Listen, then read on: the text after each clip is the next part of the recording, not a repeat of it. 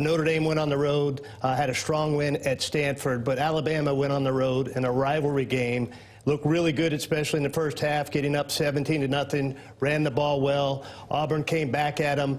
They had a great gutsy call on 4th and 2 late in the third quarter to get a touchdown, and then got the turnover late in that game. And I think that was enough to change the minds of a couple of committee members to push Alabama up ahead of Notre Dame in this week's ranking. So that was the explanation last night on ESPN by the College Football Playoff Committee Chair. Alongside Alex and T-Bone, I'm BK. It's BK and Ferrario here on 101 ESPN. We got the latest update, Alex. Your top 4 as of today. Not my top 4. Number 1, Ohio State. Number 2, Indiana. Number 3, Georgia. Number 4, Texas Tech. As of today, those would be the 4 teams to get the bye. The next group of 4, 5 through 8, these would be the teams that would be hosting in the first round of the playoff, Alex. It is as follows. Oregon, Ole Miss, who moved up a spot, by the way. Lane Kiffin leaves. Guess the Lane Kiffin thing didn't matter. Ole Miss moves up in the rankings. Number 7, Texas A&M. They dropped 4 spots after their loss against Texas. And number 8, Oklahoma, who nobody wants to watch, but everybody acknowledges is deserving of being into the college football playoff this year. That's what college football's all about. Number 9, moving up a spot after needing a late fumble by Auburn, a team that everybody beats. To win that game, they moved up. They jumped Notre Dame in the rankings. Notre Dame at 10, BYU 11, Miami 12, Texas 13, and I'm sorry, Vandy. We've talked about this for a few weeks now. You're done. You got no chance of making it to the college football playoff, despite maybe having the Heisman winner and going 10-2 in the SEC. Vandy finds themselves at number 14. Alex, your reaction yesterday to that top 14, plus Mizzou not being ranked, Illinois not finding itself in the rankings. That one's at least explainable. I mean, Mizzou finished off strong. I was a little surprised, honestly, to see Mizzou not get into the top 25, but whatever. They wanted their James Madison in there, and I frankly have no problem with it. I'm good with the 11-1 James Madison Let's team. see their difficulty schedule. It's like top 25. I was surprised with it. It's a higher strength of victory than you would expect it to be. Alex, your initial reaction when you saw the rankings yesterday was what? Well, first, Ole Miss was my first reaction because, I mean, we talked yesterday of potentially them dropping. T-Bone hated it. He thought they should be out of the college football playoffs, but Ole Miss stands strong even without Lane Kiffin. No response there, huh? Well, it's going to put words in my mouth. No, really, for me, it was watching Notre Dame, Alabama, Miami, and BYU. Those were the teams that I was most interested in. And I told you guys that. How are they going to view Miami and Notre Dame? Because Miami got the win against Notre Dame. They obviously say that one didn't matter because it was in the first week of the season. Notre Dame's still the better team. And then I asked you, because I saw the controversy, or I heard people talking about it on my way in this morning, was Alabama leapfrogging over Notre Dame. And you kind of painted the picture there. You needed a fumble to beat Auburn. It's amazing. But look, I mean, I guess they're looking at this, which I guess is the bigger issue with the football committee that's selecting this, is we saw Alabama recently versus we've seen Notre Dame recently. And I guess you can go off of the difficulty of schedule, but I don't see how that's possible because you lost to Oklahoma, beat up on Eastern Illinois, congrats, and then Auburn was a tight game. Auburn's got a great defense, but Auburn's not a ranked football team, so I don't know how they would be ahead of Notre Dame other than it's Alabama. I mean, the thing is, I actually don't have an issue with them being ahead of Notre Dame. I'm fine with it. Their wins are better. Their losses, they have the bad loss to Florida State, sure, but like their wins are significantly better than Notre Dame. Notre Dame's resume is not impressive. And Florida State is also the first week of the season, and if you're going to dock Miami for the first win of the season against Notre Dame, then I'm not going to treat Florida State like a bad loss. These are the wins that Bama has on its resume. It's really impressive, man. They went on the road, beat Georgia, who's now ranked in the top 5. They have a home win against Vandy. Sorry, Vandy. The win on the road at Mizzou is not a top 25 win. It's a good one nonetheless. They beat Tennessee. They lost by 2 against Oklahoma, and then they went on the road and had a win this week against Auburn, whatever. But Notre Dame's best wins on the season are what? USC? Yeah. Pitt? Yeah. And then the third best win on the resume is, I truly don't know. Like, I don't know what the third best win on their resume is this season. It's not a good one. The thing that's propping up Notre Dame's resume is the fact that their losses are good. And I would rather build up a resume based upon the wins as opposed to the losses. It's why I think Miami should be over Notre Dame right now. It's why I would have BYU over Notre Dame right now. Honestly, like I think BYU and Notre Dame's resumes are pretty similar. BYU has one less loss on the season. You get in. Like that would be the way that I would view it. I am very curious to see what they're going to do this upcoming week. Because some of this, to me, Alex, felt as though they were positioning themselves for next week more than it was really arguing anything about the resumes right now. Like them bumping Bama above Notre Dame, the resumes didn't really change over the last week for either of those two teams. Let's be real. I don't know. I don't care what the College Football Playoff Committee chair said. But he only watched the first half like He's the chairman lying. did. So why you would doing. bump Bama over Notre Dame is to keep the floor higher for Bama. So that way, if they lose this week in the SEC championship game, they're still in despite that third loss. That is why you want Bama as high as humanly possible, right?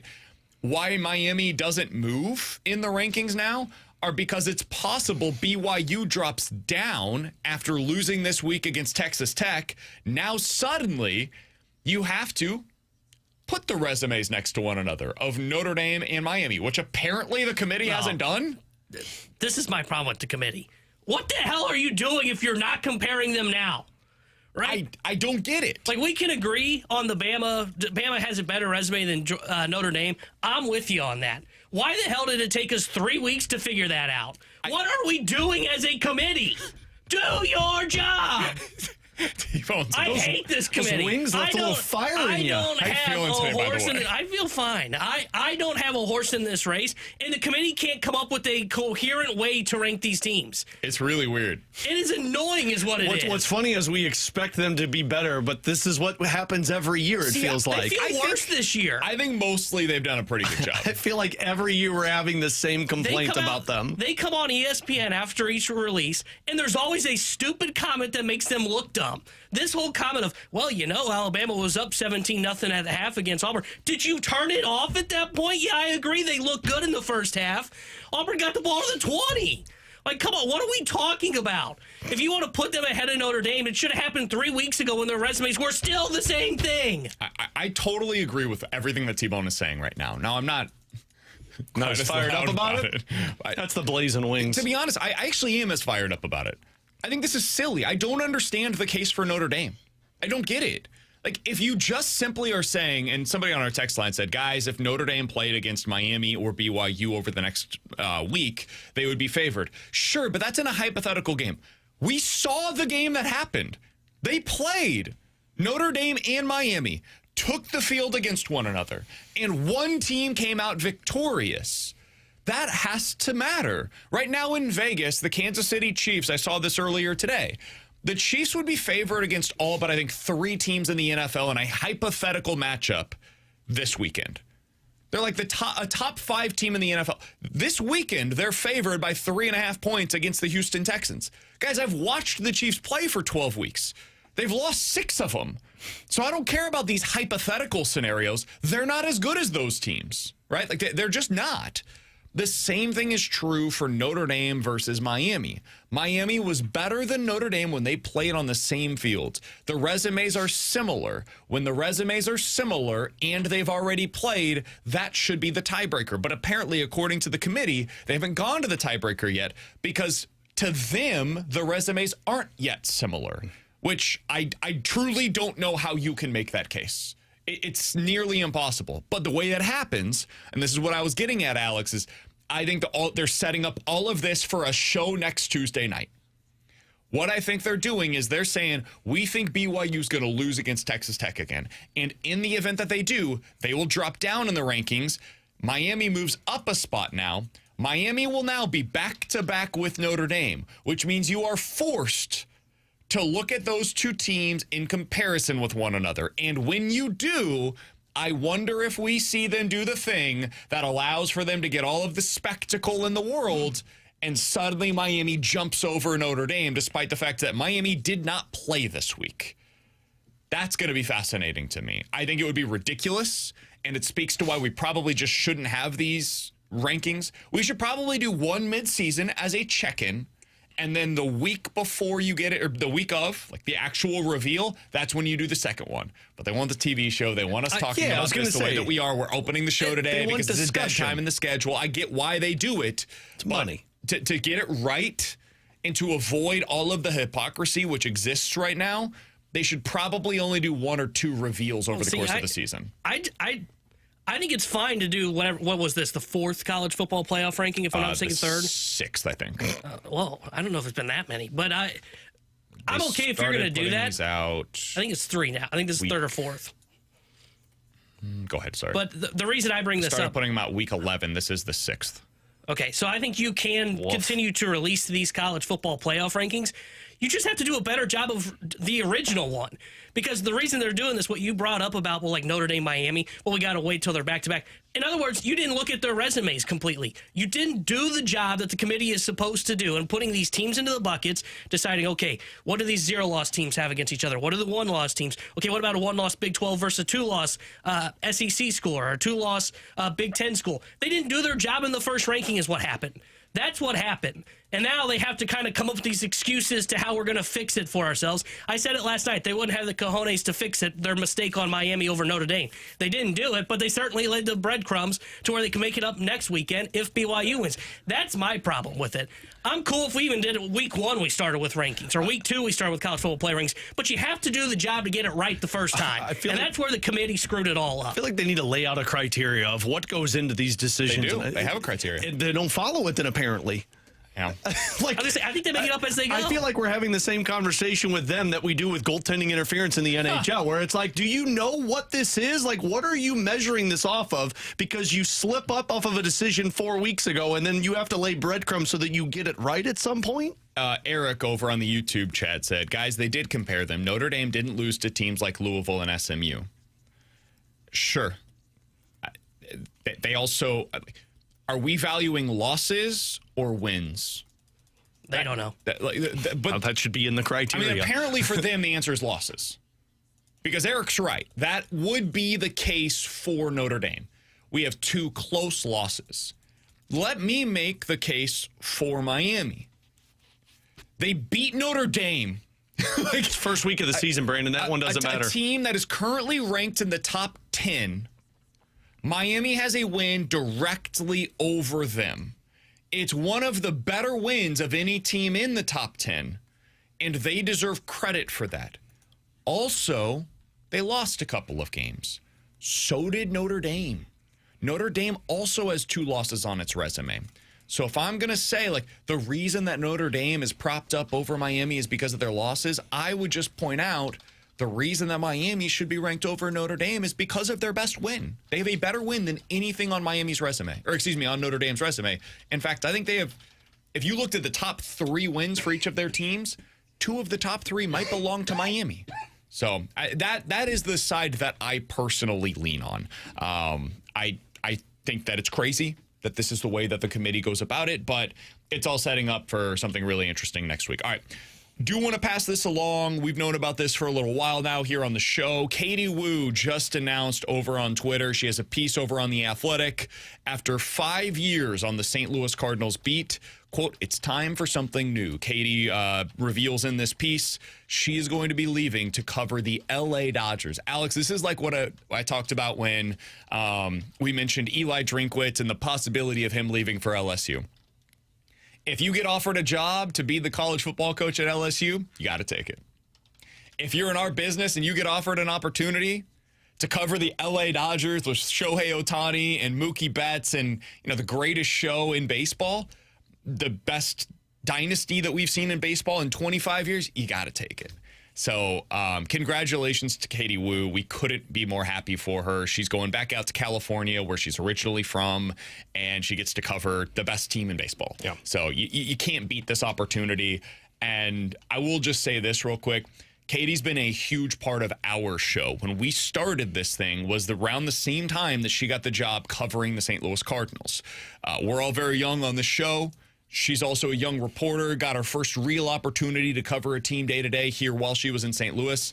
We all kind of grew together here in the market, And it was awesome to be able to do that alongside Katie Wu. She's been a big part of our success as a show. Her being a part of it, I think, is a big thing that allows us to be the best versions of ourselves during the baseball season. Even behind the scenes, Katie helps us out a ton, whether it's with audio or giving us some insight into some of the decisions on the team. Katie has been an unbelievable resource for us to have here on the show, so we cannot thank her enough. Hopefully we'll be able to talk with her again here in the next week or two, just to kind of recap her time here in St. Louis. My understanding is she'll be still doing some stuff as they transition her role to somebody else.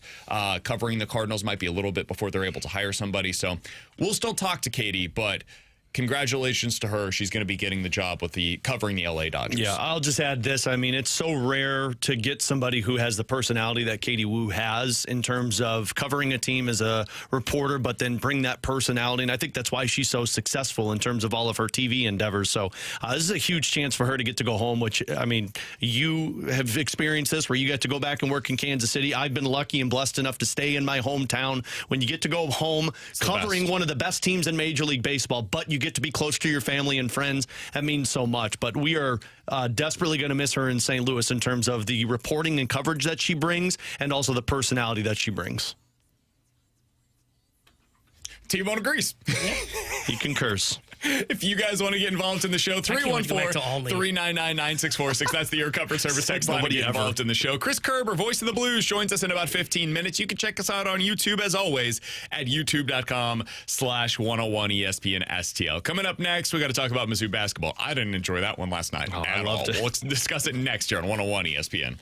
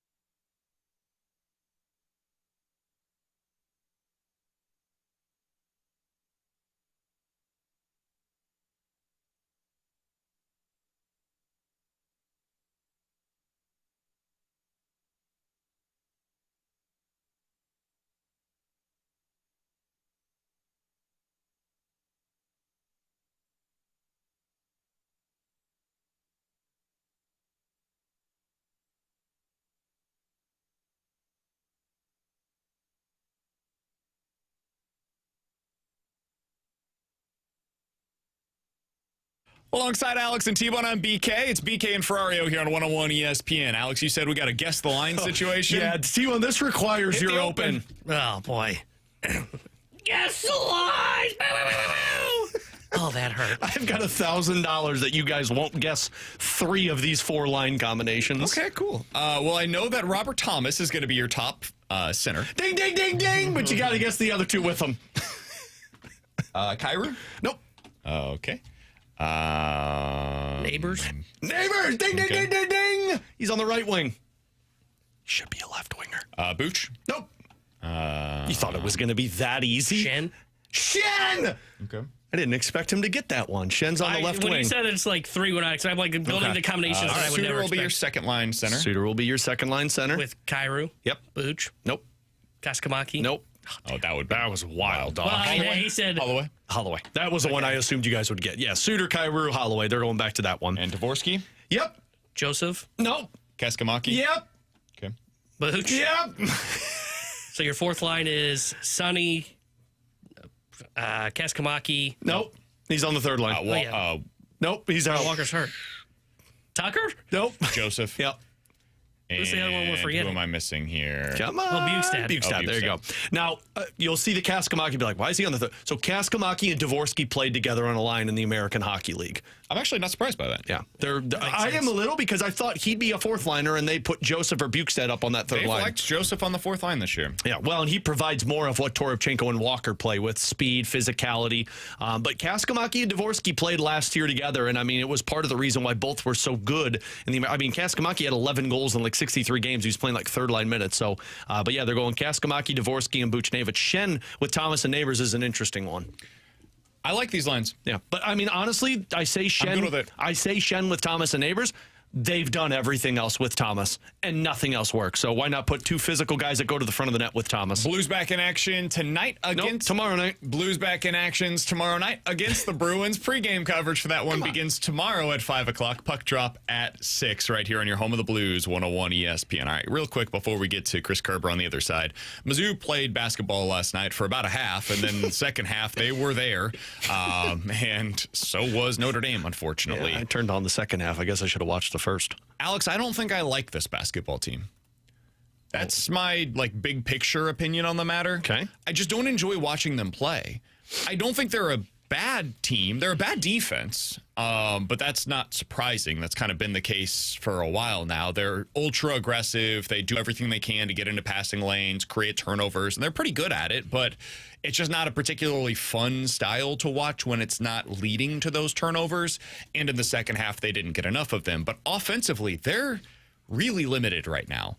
Maybe that changes when Jaden Stone returns and when Trent Pierce returns. But last night, it was Mark Mitchell driving to the lane. It was Jacob Cruz shooting a 3, or it was nothing. That was it. That was the only offense that they were able to provide. One of their starters is Sebastian Mack. I just don't think he fits this team. He came over from UCLA.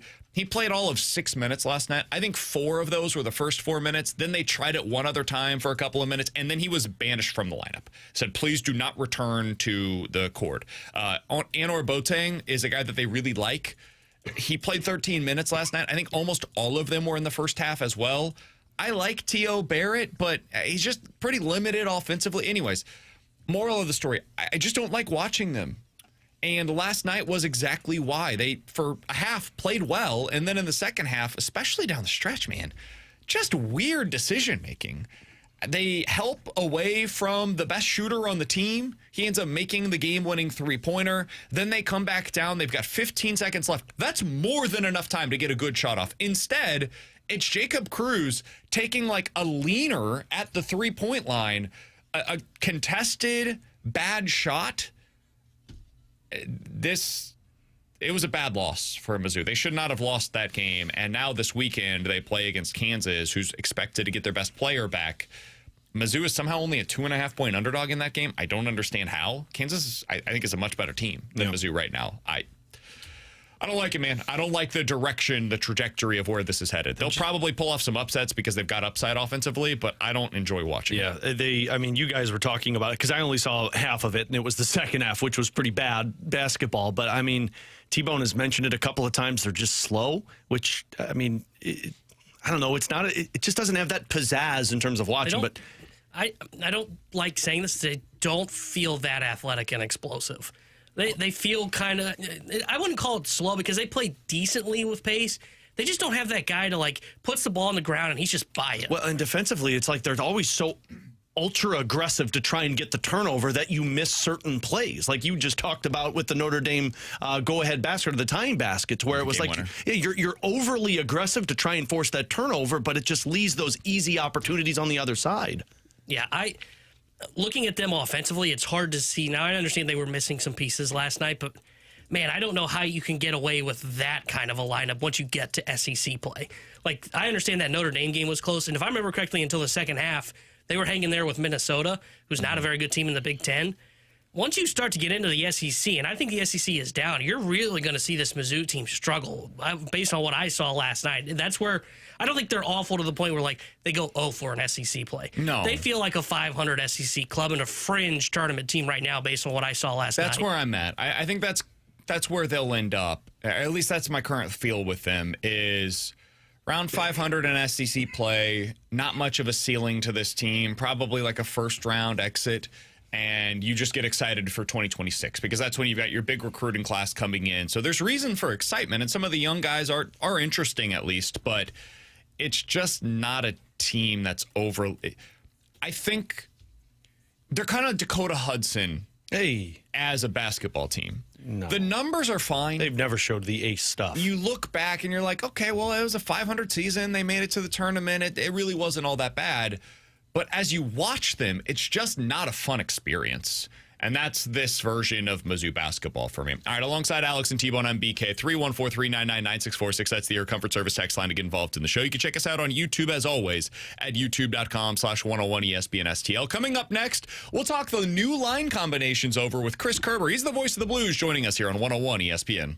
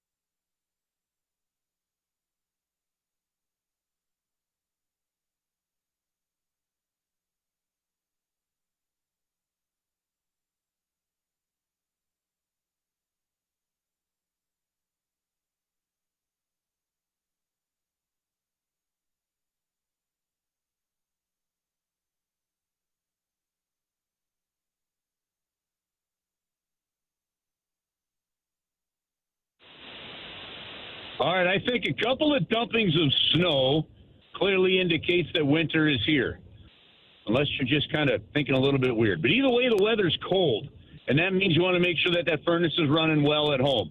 Keep this website in mind. Keep this company in mind. It's Classic Air Care, classicaircare.com. If you haven't had somebody out to make sure that it's ready to go for the winter, have them do that. Folks, it's not just about making sure that it's running properly, which is part of the plan. It's also to make sure that everything is working in the right way so it's safe. These things are important pieces of equipment to the home. You want to make sure that they're running safely as well. Do what I did. At the beginning of each month, I changed the air filter. That's what you can do to keep your system running nice and smooth. If it does break down, keep Classic Air Care in mind. They've got over 100 trucks on the road. They've got 24/7 service for you with a hotline that you can call. They can typically get to you within 24 hours. They've got service plans if you want priority scheduling, and if you want discounts on some of the services as well. Who wouldn't want that? They're full service. It's Classic Air Care, and they've got a 4.8 Google rating for a reason. That's because their customer service is front of mind and excellent. It's the most important thing to them, to make it right for you. It's Classic Air Care. Book an appointment online at classicaircare.com.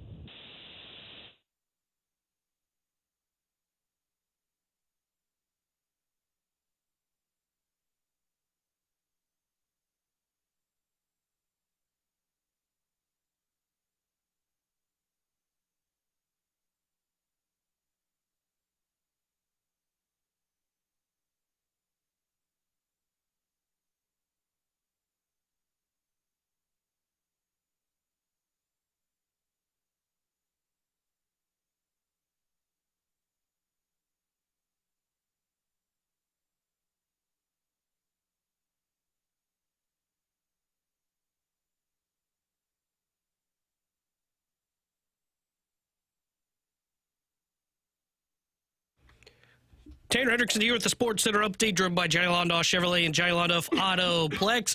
Blues will be back in action tomorrow night when they visit the Boston Bruins. We'll have pregame coverage tomorrow starting at 5 o'clock with Alex Ferrario, then puck drop at 6 o'clock with Chris Kerber and Joey Vitale. In the voice of the Blues, Chris Kerber joins us next here on BK and Ferrario. The Sports Center update was driven by Johnny Londoff Chevrolet and Johnny Londoff Autoplex. See them at londoff.com. Chevy, together we drive. Are you kidding me?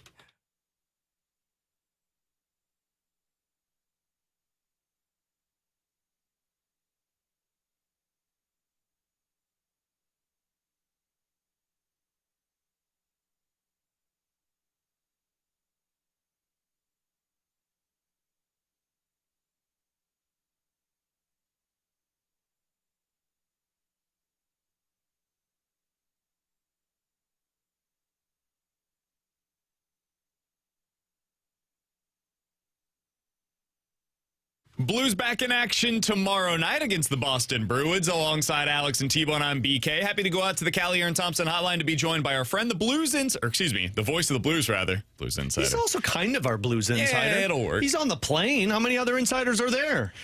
Very few. Yeah. Very, very few. It's not like the old days where the beat writers were all on the team playing as well. Curbs, appreciate the time as always, man. How you doing today? I'm doing great. I believe Matt DeFranks is going to be traveling on this trip. So on the team we got a plane? little old school action going on. Who does he sit next to? Hockey is different than some of these other sports, and because if you're going to have one beat writer and they're going to cover morning skates and things, I think it's better off. It's efficient because you're traveling from one city to the next, like back-to-back games kind of thing. So I think it's a little bit different, and if you got the right people, and we always have beat writers have traveled on the team plane since I've been here. That's 25 years, so never been an issue, and I think it's great. Makes life easy on them. I didn't know that was still a thing in 2025. Yeah. Most teams, some teams don't do it. That is not allowed anymore. Yeah. Well, you know what? Listen, guys, there are some teams that don't even have their broadcasters traveling with the team. Yep.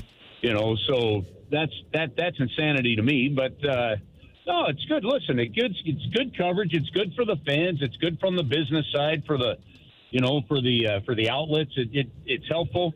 And you look. And the other thing is, and you guys know this when you're covering a team, guys know where the line is.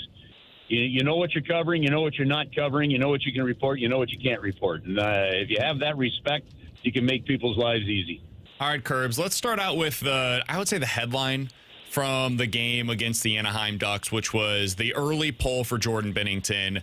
Both he and Jim Montgomery have addressed this over the last couple of days. What did you make of the whole situation now that we have the follow-up, some of the comments that we've heard from both parties afterwards?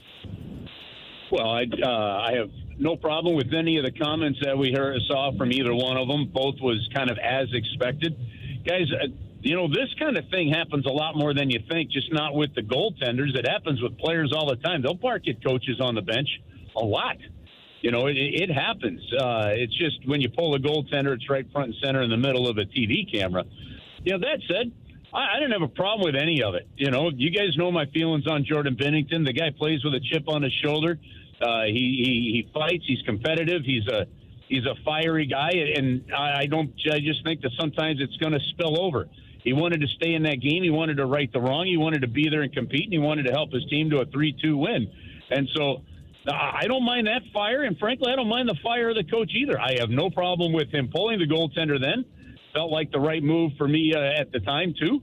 So, to me, I think it's just a blip is the way I look at it. And that's not trying to cover for anybody, guys. That's the honest-to-God feeling that I have on it. Curbs, Monty also had an interesting quote yesterday, asking about the struggles early on, and he basically said, look, if you look at where we're at now versus where we were at pre-Four Nations tournament, our team's kind of the same. We're limiting the goals, but we're not scoring the goals. Obviously, they broke out in the Four Nations.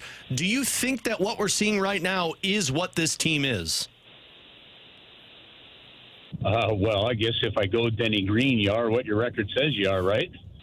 So, in that sense, yes. I think there's a lot more offense ability with this team. I don't think we have seen any player perform to their offensive ability just yet.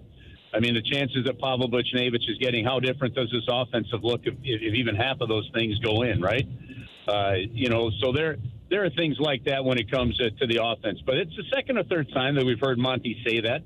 He's relating to similarities, and I think what he's also saying is things can really kind of turn. When I've talked to some guys recently, they've talked about how the one thing that's really that where they kind of, when they continue to say we feel it's coming, it felt like at the beginning of the year they were just chasing so much in their own end that there was no offensive energy there. Now they feel like over the last 7 to 10 games they've corrected a lot of their own end stuff, and that will eventually lead to more offense. So, from a similar standpoint, yeah, you got these injuries that have crept in. That's going to impact some things. But at the same time, fellas, I just think that, your top players have to start producing. That's what they're paid to do. They're paid to produce. They've got to start producing. And if they do that, I think you're going to see a lot of stress alleviated. Look, that power play, for example, has gone back to 1 for its last 20. You get a, power play goal the other night, and you probably break a tie. You're probably coming away with an extra 2, if not 3 points. So, over the last little while because of it. So to me, yeah, I think there's more to this team offensively than you're seeing. I guess that's the bottom line. We're talking to Chris Kerber, voice of the Blues, here on 101 ESPN. Curbs, I know you've always been the biggest advocate for Colton Parayko. He's a guy that you've talked about in the past. You want to see him on the power play. He does not have a goal yet on the season. We talked about this a bit yesterday, and the lack of shooting from him. If you just look at the shots on goal this year compared to a year ago, the pace that he's on currently, it's like a little more than half of the shots that he took a year ago. What are you seeing there? Why aren't we seeing more offense from Colton Parayko this season? It's a fantastic question, and I don't have the answer for you. I think it's just when I'm seeing a lot is sometimes when it looks like he's getting ready to shoot, that puck is coming so close to the boards, right, that it's not there. Maybe the hesitation is sometimes maybe it's situational. Not exactly sure. I really don't know, and I haven't talked to him about it. It's something maybe I'll dig into, have a conversation with him on, over the course of this road trip. But I really do think, guys, that part of it, and part of what, going back to the last question, I think the team's defensive struggles at the beginning of the year, right, were so big that this team eventually got into the mindset of playing to not give up a goal rather than playing more aggressively. And I think they've got to break through that. And I think there's some signs that may be coming, but Is that part of it? Then I don't know. But you are right. The bottom line with Colton is you're not seeing the same shot load that you saw over the course of the last year. Kind of a follow-up on that one, Curbs, because I was wondering this. I understand why he's been using Broberg and Parayko as a pair because they've been elite in terms of shut down. But for how much success Parayko and Fowler had last season in terms of points and their plus-minus, as well as Falk and Broberg together, are you surprised that they haven't gone back to that?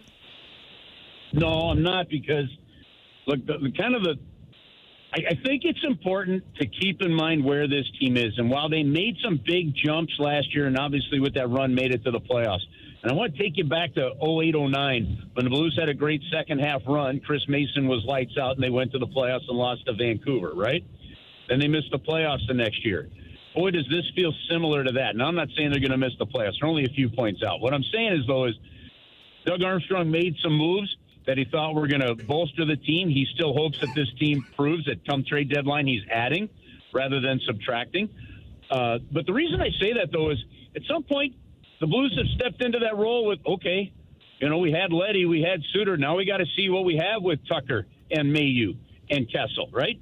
And we've seen those three. I mean, it looks like with the lines running again, Tucker may be back in and Kessel may be out. Those two seem very interchangeable. I think there's some things like that with the forward standpoint. They gave up some development when they traded Bolduc, right? So now you've got Jimmy Snuggerud, who had all of 7 regular season games to his name, coming into this one. He's going to take some time. You've got the great growth, I think, of Broberg we're seeing here lately, right? But now Dvorsky's into the mix, and there's some growth there. They're still in a little bit of a transition, and I just don't know that the bottom pairing is good enough without some veteran presence on it, Alex, for the St. Louis Blues to be able to just load up the top 4 and then manage minutes appropriately. You'll hear Chris Kerber on the call tomorrow night between the Blues and the Boston Bruins. That game starts at 6 o'clock. We will have pregame beginning with Alex starting tomorrow at 5. It's all right here in your home of the Blues, 101 ESPN. Kerbs, appreciate the time as always, man. Have a safe flight out there. We'll talk with you again soon. All right, guys. Have an awesome week. Talk to you over the weekend. That's Chris Kerber, voice of the Blues, joining us as he does each and every Wednesday here on BK and Ferrario. Coming up in about 15 minutes, we're going to be joined by Matthew Berry, NBC fantasy football analyst. He's going to join us. I want to talk a little bit of fantasy with him. He's going to give us an update on what kind of cool things are going on right now in the state of Missouri with the sports betting angle of things. Matthew Berry joins us coming up in about 15 minutes. 314-399-9646. That's the Air Comfort Service text line. Questions and answers coming up next here on 101 ESPN.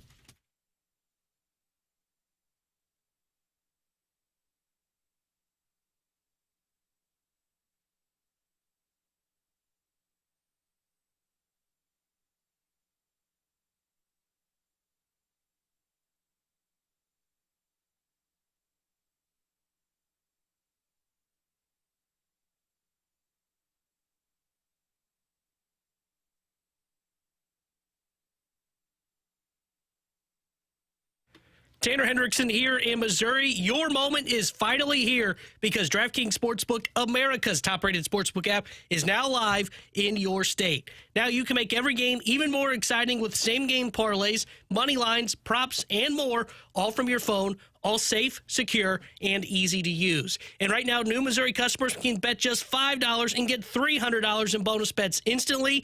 No waiting, no nonsense, just pure action powered by America's top-rated sportsbook app. So join me in getting in the action. I was in the action last night on Mizzou's game. I'll be betting on some college basketball games tonight as well. So download that DraftKings Sportsbook app and use my code TANNER. That's code TANNER as new Missouri customers bet $5 and get $300 in bonus bets instantly. That's code TANNER. The crown is yours. In partnership with DraftKings Sportsbook. Gambling problem? Call 1-800-GAMBLER. 21 plus. Physically present in Missouri. Eligibility and restrictions apply. Terms at DraftKings.com/sportsbook. Bonus bets expire 7 days after issuance. For additional terms and responsible gaming resources, see sportsbook.draftkings.com/promos.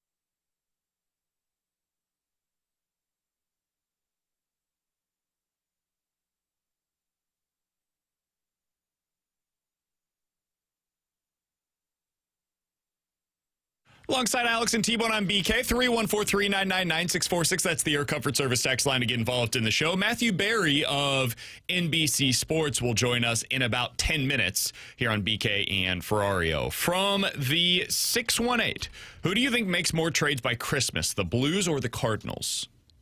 Oh, Cardinals. I think you could see multiple trades from the Cardinals. If you see a trade, it's going to be one from the Blues. Yeah. They're not shipping everybody out by Christmas. I would agree. I think it's Cardinals, especially because you got the winter meetings which start next week. That's when a lot of business gets done. So, yeah, I think it's Cardinals. You could see 2 or 3 trades. I was going to say, what do you think the over-under is on number of players from the Cardinals, let's call it 26-man, the active roster that are traded before Christmas? I'd say 2. I'd say 1.5 is the over. And I'd go over. Now, if you were to flip that question and say who makes the biggest trade between now and Christmas, I'd say the Blues. I'd still say Cardinals. I'd say Cardinals. I don't think Donovan gets traded before Christmas. Oh, I think he does. I think he's with after. How many teams there are that are in the sweepstakes, feels like Heim's going to be walking around. I don't even know where the winter meetings are, but Aren't they Vegas? What's the biggest trade that the Blues are likely to make before Christmas? I think they flip somebody in terms of Shen, Falk, or if they try and move Kyrou to get something back in return.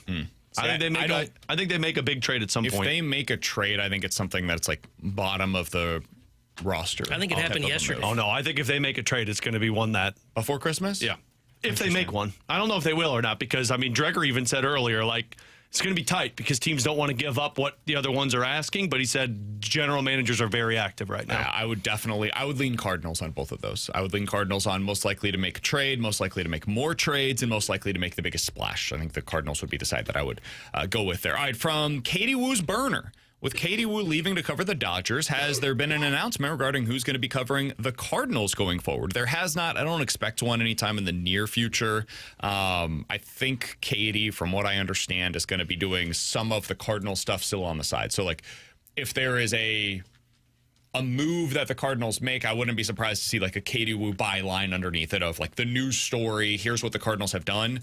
She knows the team. She understands what's going on. So she'll probably still do some of that stuff until they make that hire. And I don't think there's one coming in the immediate future. You should get on this, man. You're at the Alton Telegraph. No chance. Put that out there, You're man. a big name. I have no interest in being a beat writer. Oh, you don't want to go to the ballpark every day and you wait don't want to around see the for wild-ish 7 hours. It's a really hard job. It's crazy being down there that early. I mean, there are more taxing jobs, don't get me wrong. Like, you could be out there digging ditches, or today, like over the last couple of days, you could be somebody that is in charge of, like, plowing the roads, right? That is more stressful. That is a harder, quote-unquote, job. The number of hours that go into this, the travel that is required for something like this, it's tough, man. I don't wish that on anybody. And it is not something that, for me, with my family life, I would be interested in ever doing. Is that something that you guys have ever been interested in? Oh. I'm a terrible writer. Yeah, I've always sucked at writing. You've seen my text in the group text. My editor would be, would you use the right there? Yeah, there's so many twos that I don't know if T-Bone would ever get that one right. 314-399-9646 is the Air Comfort Service text line to get involved in the show. From the 314, has the NIL/transfer portal made signing day less of a big deal? Absolutely. Yeah. The Mizzou's lost like 3 guys over the last 24 hours in their recruiting class. I don't care. Just use that money toward the portal, get somebody that's better, and will help you quicker. Yeah. It's a totally different era than what it used to be. Yeah. You can get excited for like a day for the signing or the signing and be like, oh my God, they got 5-star. And then it's going to be gone soon. Yeah. And some of those guys help. I mean, Donovan Alugbide, big deal. Him being at Mizzou helped them a lot.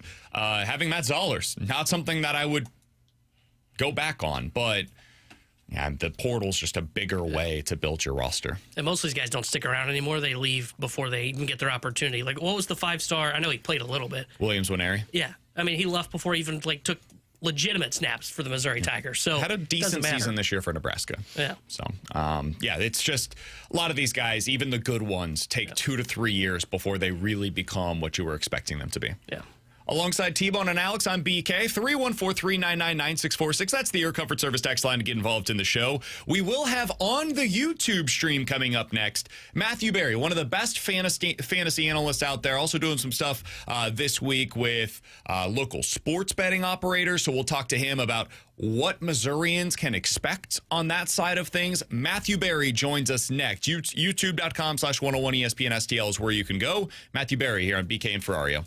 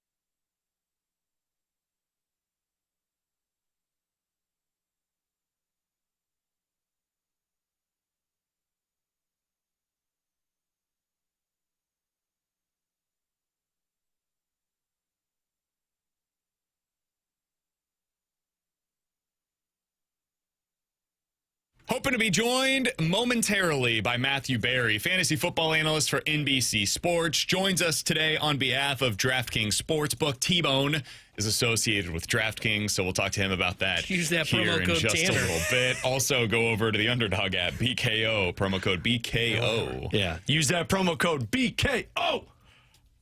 Alex, when it comes to the fantasy angle of things, I don't know that the NFL is anything else that it can look at and say, like, our sport has grown more because of X, Y, or Z other than fantasy plus sports betting. Yep. You're a part of the weekly, what's it called, Survivor Pool as well. Yeah. Do you know yet what you're going with for next week? Yeah, we're right now we're on the Bucks versus the Saints at home.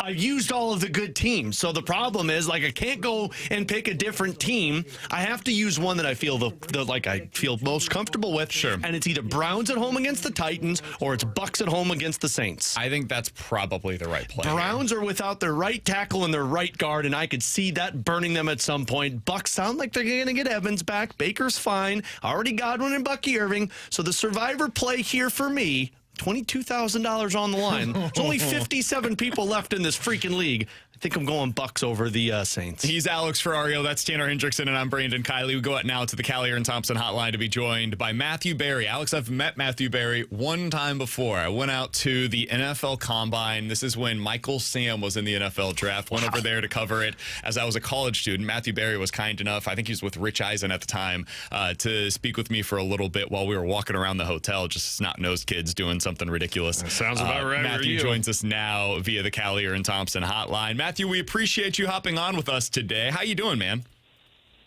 My pleasure, guys. Thanks. I'm not going to lie. I don't remember that interaction, but I'm glad I was nice. Yeah. BK's forgettable, Matt. It's not that big of a deal, man. You're wonderful, and we appreciate it. Matthew, we'll start out with something simple. Alex was talking about it there momentarily. He's part of a big survivor pool. His play this week, he thinks he's going to go with the Bucks against the Saints. A, are you somebody that is interested in the survivor pools? And B, tell me if I'm you are, right. do you think that's the right play for this week? Yeah, I mean, well, listen, they're the biggest favorites, right? They're 8.5-point home favorites. The Buccaneers are against the Saints. So always enjoy the survivor pools. Those are awesome. My only thing is, like, I don't have any data to back this up, but I always feel like whatever the biggest favorite on the board is, and they're the biggest favorite, is always the team that gets upset. It's always the team that loses. Like, I just, generally speaking, when I do survivor pools, I like to take like the second or third biggest favorite. I just have this weird thing about, I always feel like that's the biggest upset, right? So, like, there's no way the Bears are going to beat the Eagles or whatever it is, right? And just I feel like those are always one. So I might look at, the Rams against Arizona feels pretty good to me. I feel like the Broncos against the Raiders is kind of interesting. Bills at home against Cincinnati is interesting. But that's probably where I would go. I'd probably go with if I still had the Rams, I'd probably go with the Rams over the Cardinals this week as the one that I feel best about. So that's the problem for me here. Or the Seahawks over the Falcons. So that's a problem here for me, Matt. I got a lot of trash to work with if it's not the Bucks and Saints. My other options are the Browns and Titans. Do you feel better about the Browns at home against the Titans? No. Okay, good.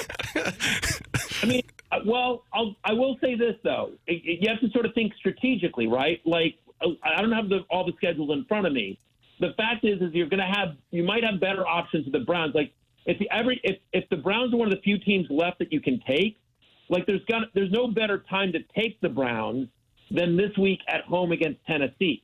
Right? Like, I mean, like, you're never going to use the Browns unless you use them this week. So I just don't know what other teams and how many other teams are left in the survivor pool, because you get into some sort of the math there where you want to, like, sort of zig when other people are zagging if there's still a lot of people alive. So actually, I might think about that, again, without knowing who else you have available to you this week. I'll tell you what, man. I'm going to send Matt, I'm going to send you my login information. I'm going to let you take care of this. You get 10% of the winnings, and then we'll go from there. Perfect. It's exciting for me. Matthew Berry joining us here on 101 ESPN, fantasy analyst for NBC Sports, football analyst overall for NBC Sports, joining us today on behalf of DraftKings Sportsbook. We'll talk to him about that here momentarily. Matthew, you've been doing this for, 2 decades now in the professional landscape of things. What is it about fantasy that still keeps you interested? Like, is there a specific type of fantasy football now that has you most interested? Yeah, I mean, listen, at the biggest scale, it's fun, right? That's what keeps me interested. It's really, really fun and competitive. And every year there's things that you never expect, right? Every year there's always the Jacoby Brissett is a top 12 fantasy quarterback over the last month and a half, right? So there's always storylines that you don't expect. Brian Thomas Jr. has somehow become unusable this year. But what I would say specifically in terms of fantasy is, like, I'm in love with guillotine leagues. I don't know if anyone's ever played them. Anyone that's listening, you can sign up for a league right now at guillotineleagues.com. They're 100% free. And basically, it's a normal fantasy league, but at the end of the week, the team with the lowest score in your league gets cut. They're chopped. Their season's over forever. That's the big twist. So you can start a league whenever you want, because all you need is one more team than weeks left in the season. And in fact, at guillotineleagues.com, we have the ability to, like, if you want to do, you can do double chop, so you can get 2 teams cut a week. So any size league that you want is available to you. The other big twist is, in addition to the team getting chopped at the end of the week, the team with the lowest score, all the players on their team go back into the free agent pool. So, you're in week 14 and Patrick Mahomes is on the waiver wire along with, like, Saquon Barkley. Like, it's crazy.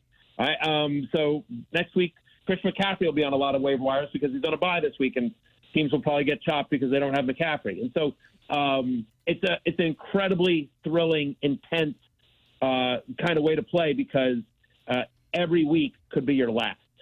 Matt, are you surprised? We were just talking about this before you hopped on with us, of how fantasy football has just excelled pro football even further than where it was because of the excitement and the interest in it. For somebody that's been around this game for a while, are you surprised at the legs that fantasy football has taken and how it's branched out into different areas?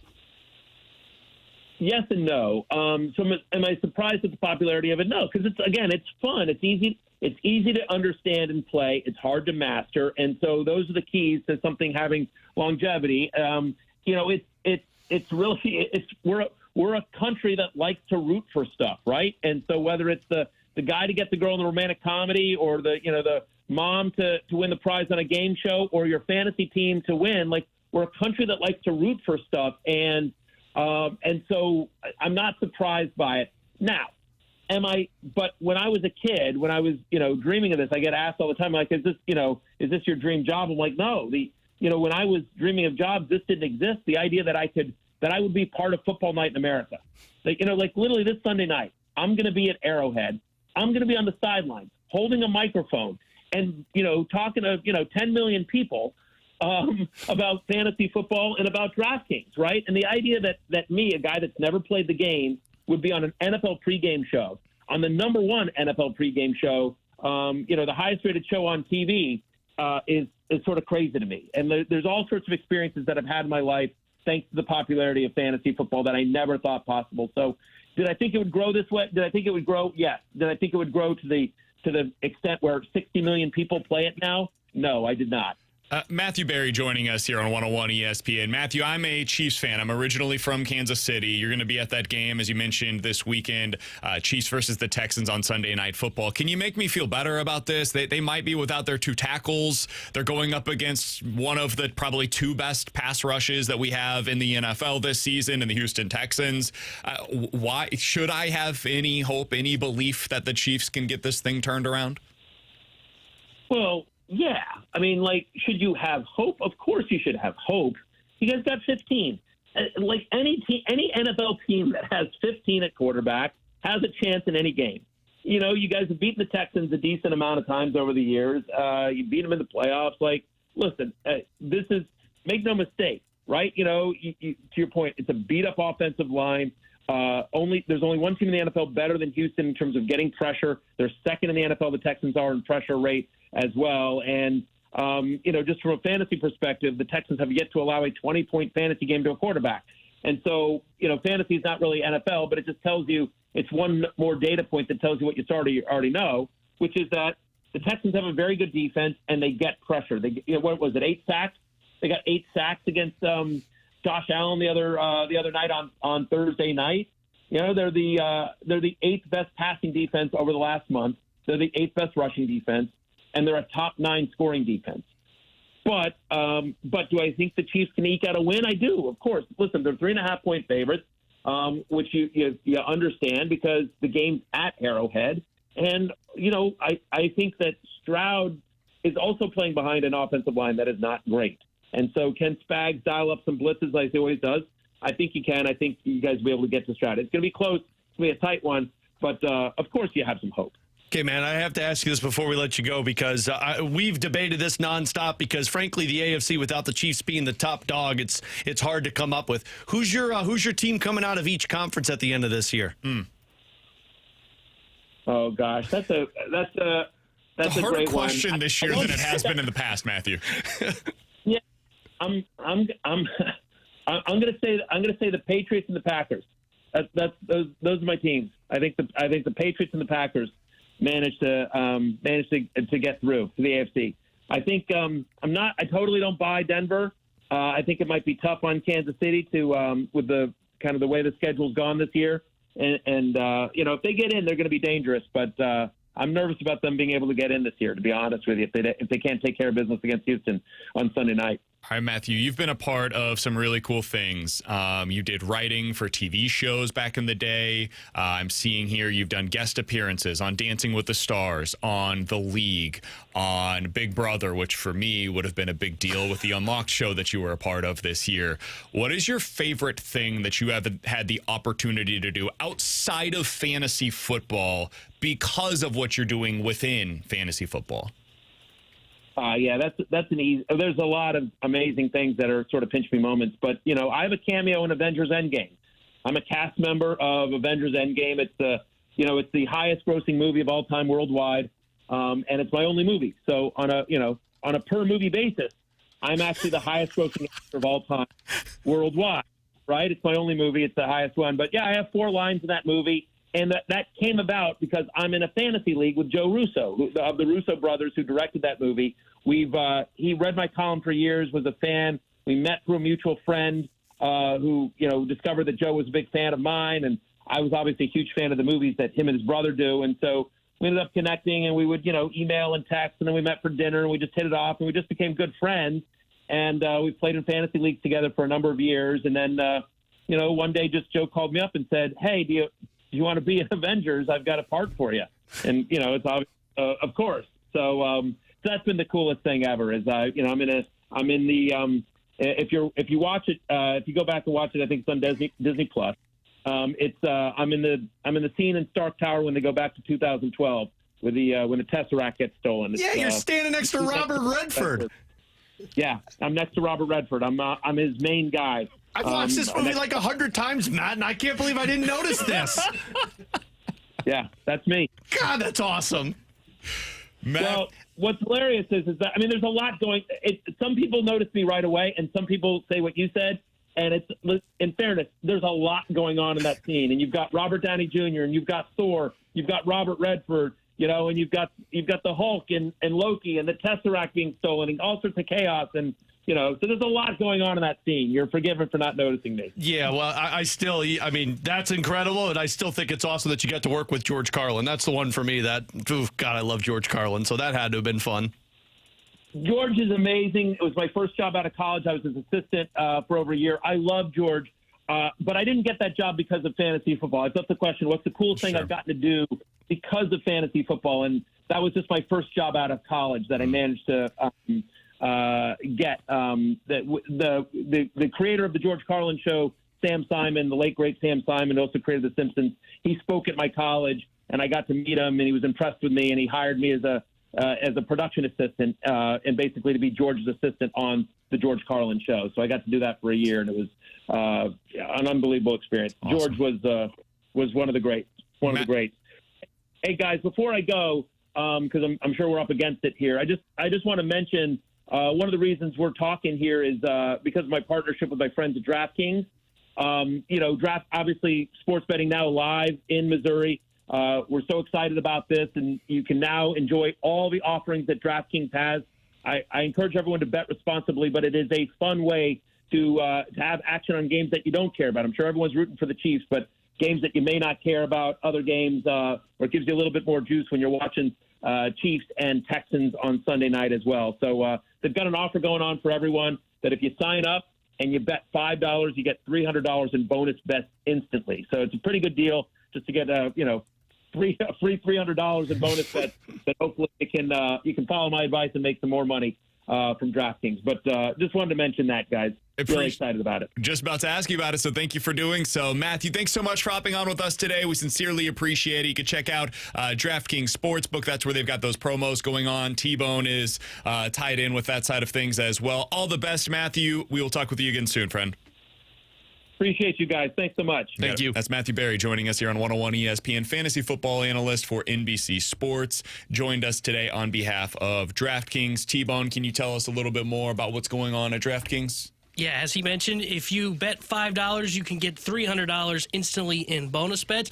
And make sure you use my promo code Tanner. That's Tanner to get that $5 with $300 instantly. Quick update. Andy Reid says that Chiefs left tackle Josh Simmons is going on the injured reserve after he had surgery on his left wrist, which he dislocated in let me call Matthew back and see if he's willing to give up on the Chiefs now. Right tackle, voice to men. Before we continue, right tackle Jawan Taylor has a triceps injury. He's not practicing today. Right guard Trey Smith has a high and a low ankle sprain. He is also not practicing today.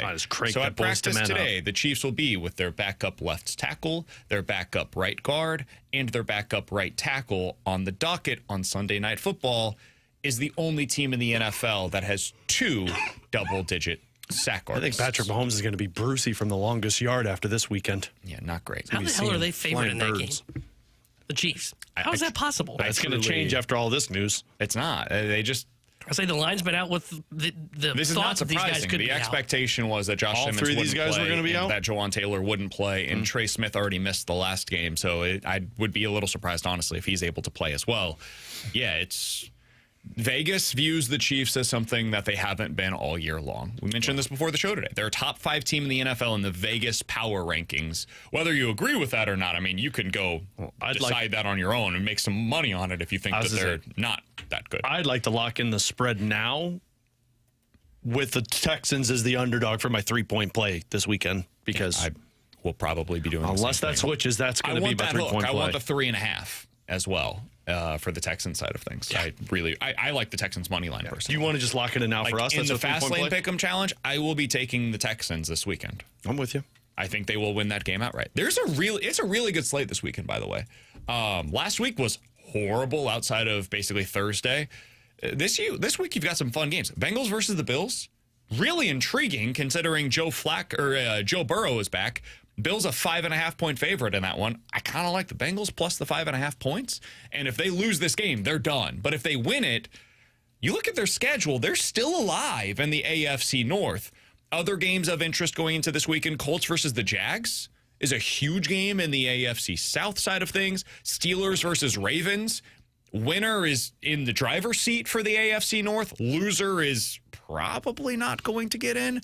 The Bears versus the Packers is a huge game in the NFC North as well. It's a massive game in both conferences. And then Monday Night Football, you've got Eagles versus the Chargers, 2 teams that are going in the wrong direction. And whoever loses that game will not be feeling good by the time we get up on Tuesday morning. Fun NFL week. I'm already picking the Texans plus the points as my 3-point play. Right. Coming up in about 15 minutes, this might be the last time that we get to see a conference championship weekend. Is that something you guys want? We'll talk about that in just a little bit. More likely to happen next year on 101 ESPN.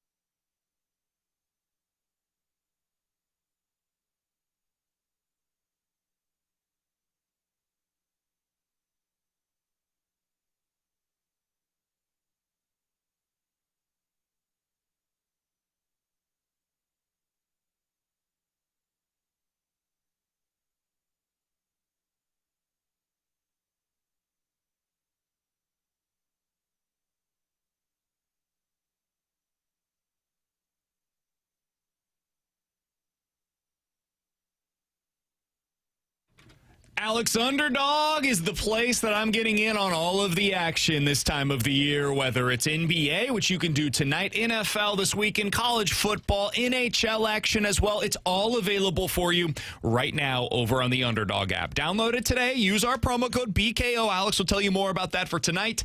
I like this Pacers versus the Nuggets game. I'm going Andrew Nembhard lower on his points. I've got Jamal Murray higher on his points, and I've got a promo, Alex, that's available for me. They cut some of the points off for me for Nikola Jokic. I'm going higher than 44.5 points, rebounds, and assists for him.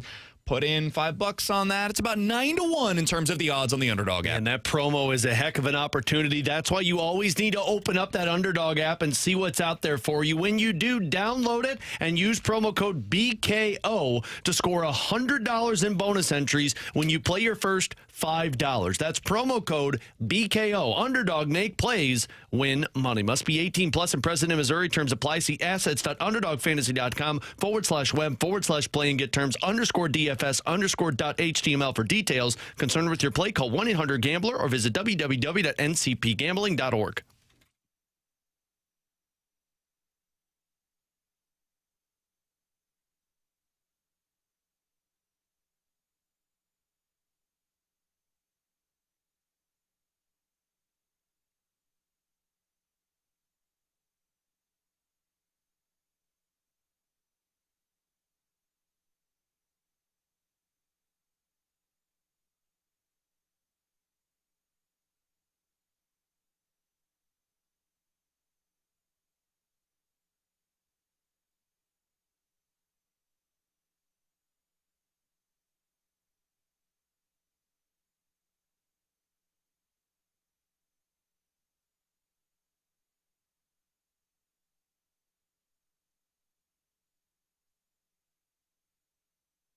Ooh, 314-399-9646. That's the Air Comfort Service text line for more likely to happen. You give us two scenarios. We'll tell you which one is more likely here on BK and Ferrario. All right, Alex, let's get into this. More likely to make it to the AFC Championship game this year, the Baltimore Ravens or the Kansas City Chiefs? Oh, Kansas City Chiefs. To me, it doesn't matter. I think the Ravens might be in and the Chiefs out, which makes it more likely the Baltimore Ravens would. But if there's a slight chance the Chiefs get in, I'm taking the Chiefs. I don't trust Lamar Jackson. Just like if for some reason Dak Prescott and the Cowboys snuck in, which I don't think is possible, but if they did, I wouldn't trust that team either. I don't trust certain quarterbacks that can't perform on the big stage. I may not trust Lamar, but to get there, you got to be in the dance. And I don't see Mahomes being in the dance, so I would take Baltimore. I don't think Kansas City's making the playoffs. It's just too much for them to come back. They're 2 games back of a playoff spot now. They might as well make it 3 because they don't have the tiebreaker over Buffalo. So I don't see them getting in, so I would take Baltimore. I agree with T-Bone. I wish I didn't. I think there's a better chance Mahomes makes it not being in the playoffs than Lamar does when he's in the playoffs. I think the Chiefs are losing on Sunday. And if you lose this game, I don't see a scenario in which you make it to the playoffs. This is it. This is your last stand. If you get to 7 losses with none of the tiebreakers, now you won't have a tiebreaker against the Chargers, against the Jags, against the Bills, and against the Texans. Basically, all of the direct competitors for one of those final playoff spots. You'll also have another loss in the AFC, which is one of, like, if you don't play a team head-to-head, the next tiebreaker for you for these teams is what you did against conference foes. And the Chiefs have been terrible against conference opponents. They're 3-4 right now, 3-5 if they lose this weekend. To give you some context on that, the Jags are 5-2, Colts 6-3, Texans 6-2, Ravens are 4-4 right now. The Patriots 6-2. Like, they just don't have any of the tiebreakers. Eventually, you got to start winning football games. I don't think they're going to, and I think they're going to miss the playoffs. Alex? Guys, more likely to happen. The Blues sneak into a playoff spot by the end of the season, or they draft top 2 this year. Oh, top 2? Sneak into a playoff spot. Top 2 is tough, man. I mean, right now, you're one of the 4 worst teams in the NHL. If I said top 3, which one would you go with?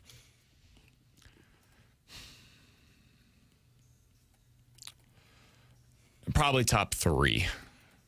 I think there's a couple of teams in this conference that are just flat out worse than you. Yeah, Nashville and Calgary, to me, are worse than you. Yeah. But that's it. Vancouver might be. They're very Spider-Man memey. They'll go on a hot streak. They'll go on a cold streak. Now, they're going to probably trade everything away, so they might be at the end of it. I would lean top 2. And the reason I say that is because if you miss the playoffs, you just need a couple bounces from ping pong balls, and now you're drafting. So that's why I don't think they're getting back into the playoff race. So if that's the case, you're looking at being in the lottery. And if you're in the lottery, that means you got a chance to be in the top 2. T-Bone buys into that NHL conspiracy theory like Ferrario has. You're right. No, but I know that you've got a, 3% to 10% chance of winning a top pick. So I would say it's more likely they sneak in. I just don't think this team's bad enough to be top 2 or top 3. I think they're bad and they're average, which you might be top 10. I don't know if you're that, like Nashville's bad. Calgary's bad. I don't know if you're in that category. Guys, more likely to happen. We will see Doug Armstrong move on from a piece of the core, or Chaim Bloom will trade Alec Burleson this offseason. I'd say you see Doug Armstrong. Did you say this, like in season, or we'll see Arnie it? will move on from a piece of the core. I'm going to say that one's more likely. It sounds like their plans are Burleson at first. I think Burleson's going to be here. Would you consider Shin, Binner, Falk to be members of the core? You're thinking Thomas, Kyrou, I'm thinking Booch, Thomas, Kyrou, Booch. Parayko. I don't think those guys are getting moved, so I guess I'll go Burleson. I don't think either of these things are happening, but if I had to say more likely of the two, I don't think part of this is there's trade protection. Like Thomas has no trade protection. So does Kyrou. So does Pavel Buchnevich. They get to decide if they're going somewhere else, and I don't think any of them want to go somewhere else right now. So there is none of that for Alec Burleson, and there's still a scenario in which Contreras is here. I suppose Burleson's gone, and they don't get the return that they're looking for Donnie. Maybe they extend him. So I'll go that side as more likely. Yeah, I would say more likely Burleson, because I just don't know that you can move on from a Kyrou, a Thomas, a Parayko, because there's no trade protection.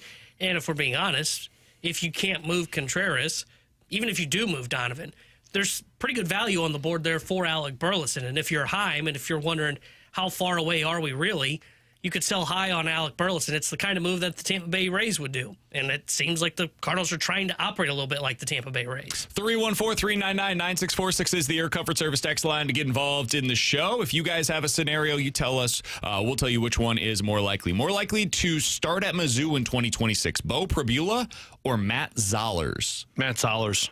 I think Pribula's probably gone. I do too. Especially with all the noise around it. Like obviously you're in transfer portal season. So I don't see Mizzou continuing to pay him the money. He did not back up what they were expecting this season. I would say Zollers as well.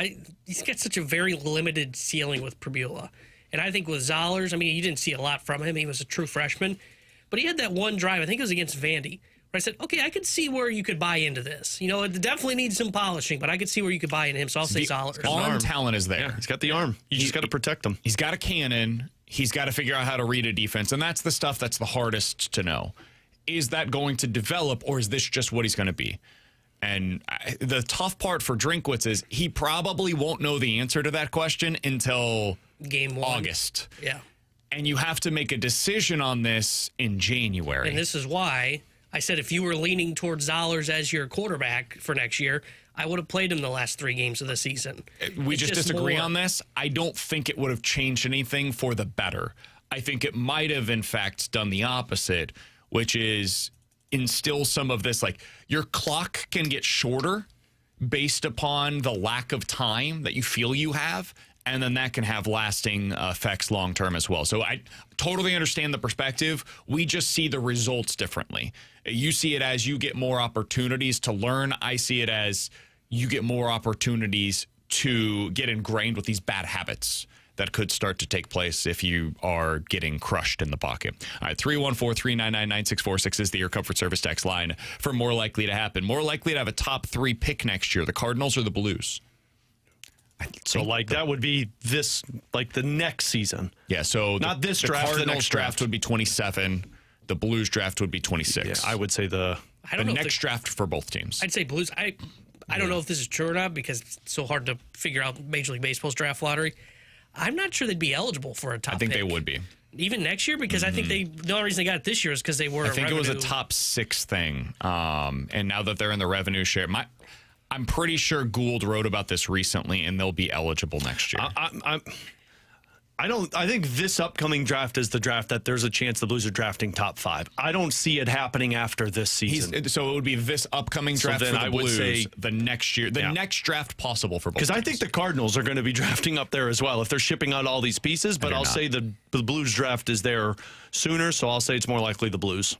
314-399-9646 BK is the thinks the Cardinals are making the line. playoffs. I don't. I like the way you think. I don't think that. I just sell us on the offseason. I'll probably say in like February, boy, this feels like there could be a 100-loss team. I'll be like, what are you talking about? They can't be a 100-loss team. No, it's not possible, Tanner. Just so we're clear, I was right about them last year. Didn't they play at like a 100-loss pace They were after 78 like and the 84. deadline? They were After the 78 and deadline? 84. They won 78 games. Yeah, You said there's they no weren't even that scenario in good. which they end up as a 500 club. They were 3 games Look, away. you can spin this however you I want. They was were a right then, bad too. team.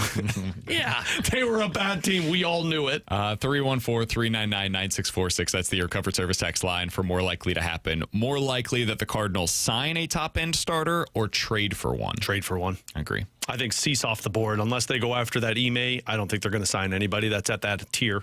Yeah, I would agree. And a lot of those guys are attached to QO, and I don't think they want to give up a draft pick, so I How would about say my trade. boy Manoa, though? He's back. Signed with the Angels. Yeah, that I should saw make that. you feel worse about the Manoa, not better. no. Yeah, I They saw know how to the do it. initial reaction from everybody that I saw that sign was, I can't believe he got a major league deal. So, I'd have given it to him. Ugh, no way. 314-399-9646. That's the Air Comfort Service text line. By the way, Lane Kiffin at his press conference said he he's didn't got know another until one. Saturday that he would not be allowed to coach in the college football playoff if he'd take the LSU job. Ole Miss's AD is on a radio show today publicly stating that is not true. He has known this for quite some time. Cool. What we found out is Lane Kiffin lies. For anybody that missed it yesterday, Lane, in part of his goodbye speech that he posted on Twitter, said, hey, all the players wanted me to come back, blah, blah, blah. Now, multiple players have quote tweeted him saying, this is not true. We didn't want you there. That's got to sting. Am I the only one that feels like this is going to fail at LSU? Because does that not scream Brian Kelly? I don't think so. I think he's more talented as a coach than I Brian don't Kelly. know. I agree with I do that. too. Brian Kelly had a lot of the same issues where it was like, hey, Brian Kelly, good coach. And you see his players like he got fired. Everybody's like, oh, thank goodness. But you know what players don't care about in college football? If they're winning.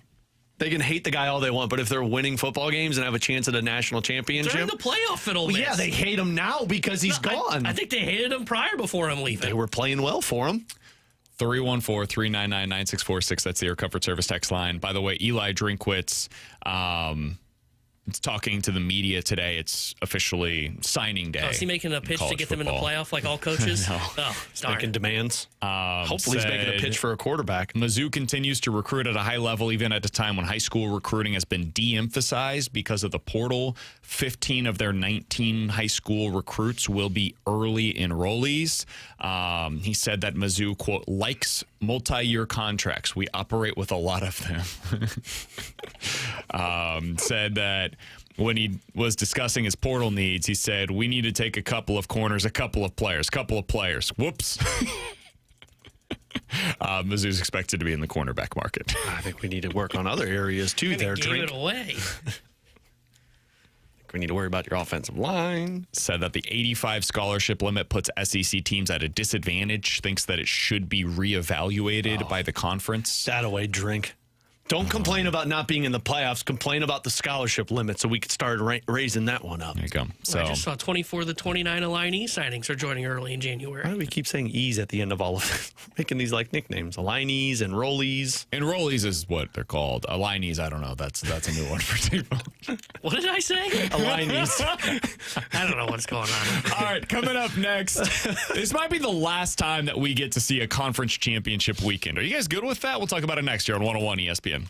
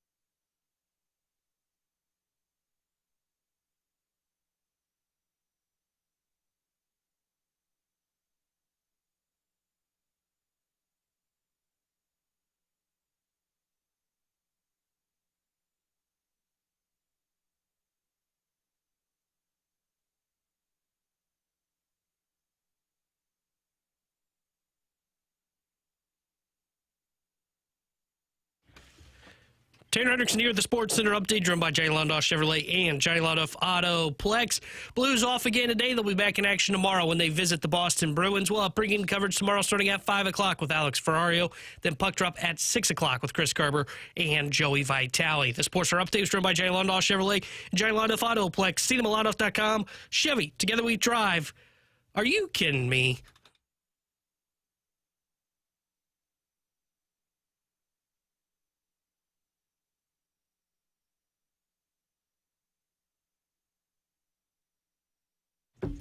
Alongside Alex and T-Bone, I'm BK. So, Alex, you look at the upcoming conference championship games.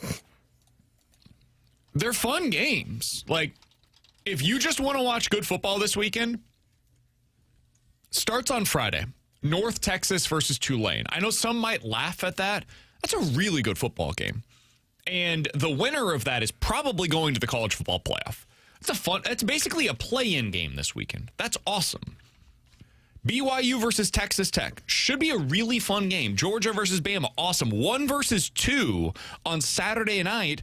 Indiana versus Ohio State. I've got no qualms with these games that are going to be played on Saturday. In fact, some of them might be better than the first round. Most of them will be better than the first round of the college football playoff. But the stakes are as low as could possibly be had. On Saturday, Georgia versus Bama, both teams are in the playoff. Doesn't really matter what happens in that game. Now, maybe if Bama wins and Georgia loses, something changes with the bye, home field, that kind of stuff. Same thing for Indiana and Ohio State. I think both of them are both in and getting a bye, no matter what happens in that game. Mm-hmm. So the stakes are almost nothing. That one is just more for fan purposes to just get to see the two best teams in college football of who's superior. They can't do this because of the money involved. If I have a single player that has like a tweaked ankle, they're not playing. Mm-hmm. Like, I would just rest as like the starting running back for both teams. I wouldn't have them play in this game. I'd play him have one. Jeremiah Smith, I don't think should see the field in this game. And I know that sounds asinine because like it's the Big Ten championship game. It's one of the very few opportunities that you have as an individual to play in a game like this. But it doesn't matter. And if it results in one of these guys getting hurt for the playoff, that is far worse than winning the championship here. So I say all that to say this.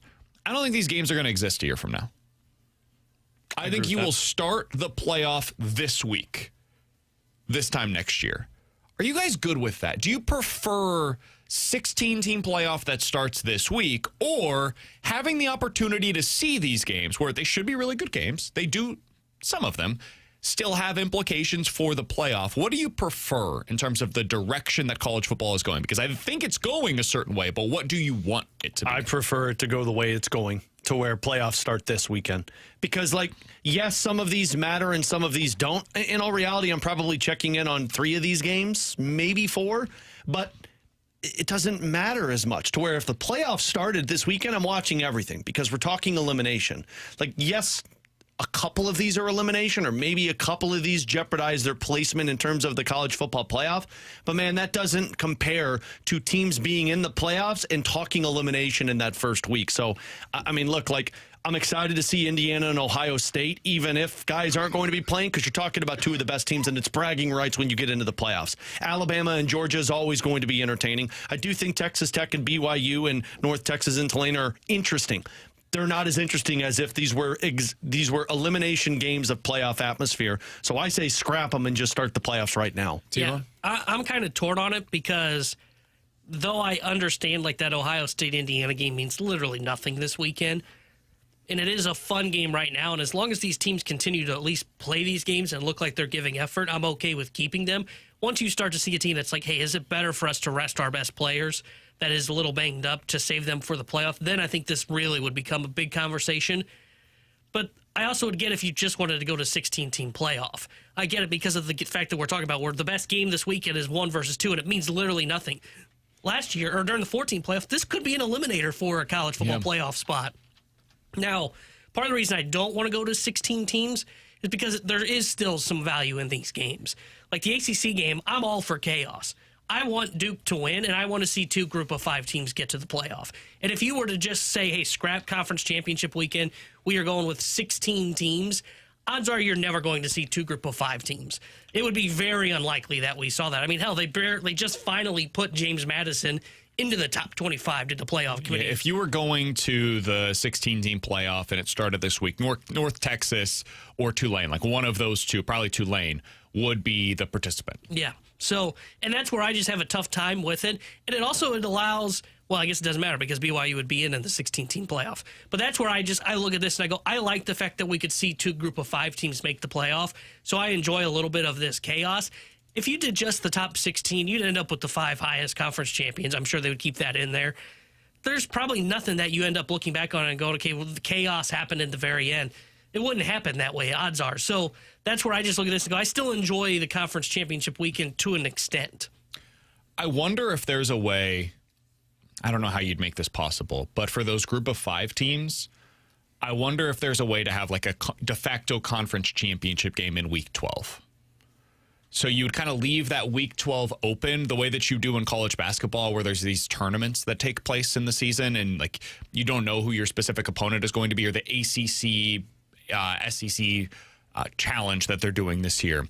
Again, I don't know logistically if it would be possible, but you could potentially set it up to where every team would have a bye the week prior. And then in week 12, you would have that opportunity to play like 1 versus 2, 3 versus 4, etc., and match up some of your best teams against one another. That way, like for the American, just as an example, Tulane versus North Texas would still play last weekend. And then the winner of that game would have the opportunity to potentially get into the playoff. I don't know how you would make it possible, but that would be something that I would have interest in. Beyond that, though, the devil's going to be in the details, as is always the case. How many automatic qualifiers are you going to have? If you have a 16-team playoff, are we automatically going to have, 5 from the Big Ten and the SEC, 2 from the Big 12, 2 from the ACC? What's that going to look like? Once you get into those details, that's where it gets really interesting to me, because that will also influence the potential of like a group of 5 team getting in that you wouldn't otherwise see there. Yeah, and well, in some of these conferences like the Big Ten, do you really want to see their 5th best team in the playoff? Like, my answer to that would be no, because their top 4 are... Yeah, I mean, this year, the 5th best team would be Michigan. I don't need to see them. Yeah, I just saw them against Ohio State. I'm good. I think it should be 3. 3 automatic qualifiers from the SEC, 3 automatic qualifiers from the Big Ten. If the committee was good at their job, I would like to see just 1. And then you go with from there, everybody and then we just figure out who the other 11 best teams are that we put into this playoff. I'd be fine with that. Because, like, in some years, it's the conferences that don't want it. And the reason they don't want it is because you're going to end up like the Big Ten this year when we're talking about, what about Michigan? Who cares about Michigan? They stink. I don't need to see them in the college football playoff. And there will be some years where that will be the case for the SEC. But if I'm the SEC, I think this is the perfect year to where you would say, hey, we're willing to do 1, maybe 2 automatic bids. Outside of that, we need to be the conference that is pushing for at-large bids, because I think this is going to be more of what the SEC is. Maybe not elite teams will come from the SEC, but it will be deep about 1 through 8. So artificial intelligence says this on the text line. We'll get to the junk drawer coming up on the other side. Said, what if you did something where it's a play-in game this weekend? So for the Big Ten and the SEC, you get 3 versus 6 and 4 versus 5 for the right to get in. In that scenario, the Big Ten this weekend, you would see Oregon versus Iowa and USC versus Michigan.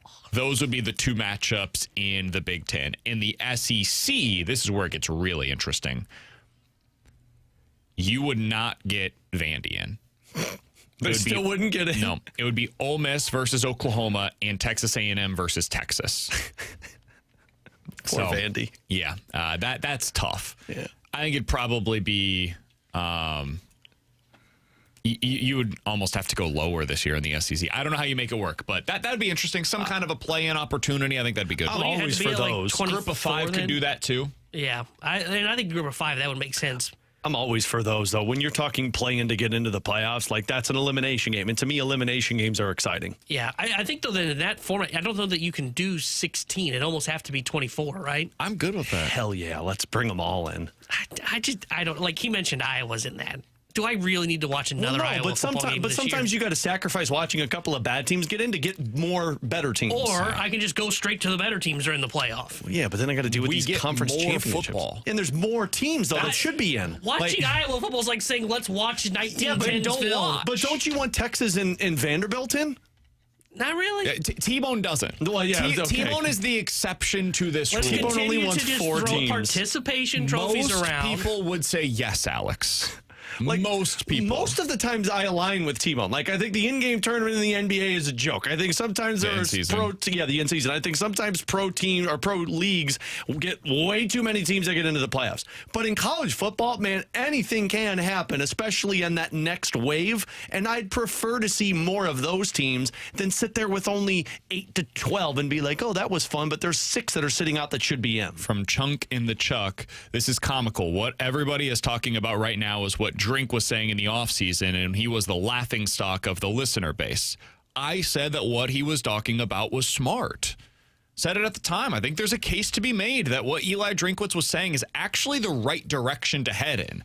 And I think the other thing, and he got laughed at for this too, and I think it was a smart comment, so many fan bases judge their season based upon whether or not they make it to the playoff or bust. Look at the teams that are in this year, guys.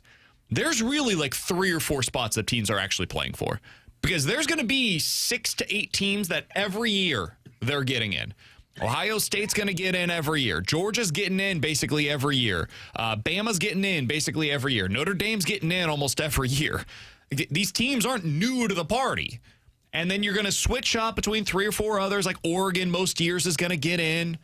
A new Big 12 team gets into the party. Like, if you're not a fan of one of the teams that I just mentioned, you're really battling for one of about 3 or 4 spots into the playoff. So you're talking about 100 teams in college football battling for effectively 4 spots. The math ain't mathin' there.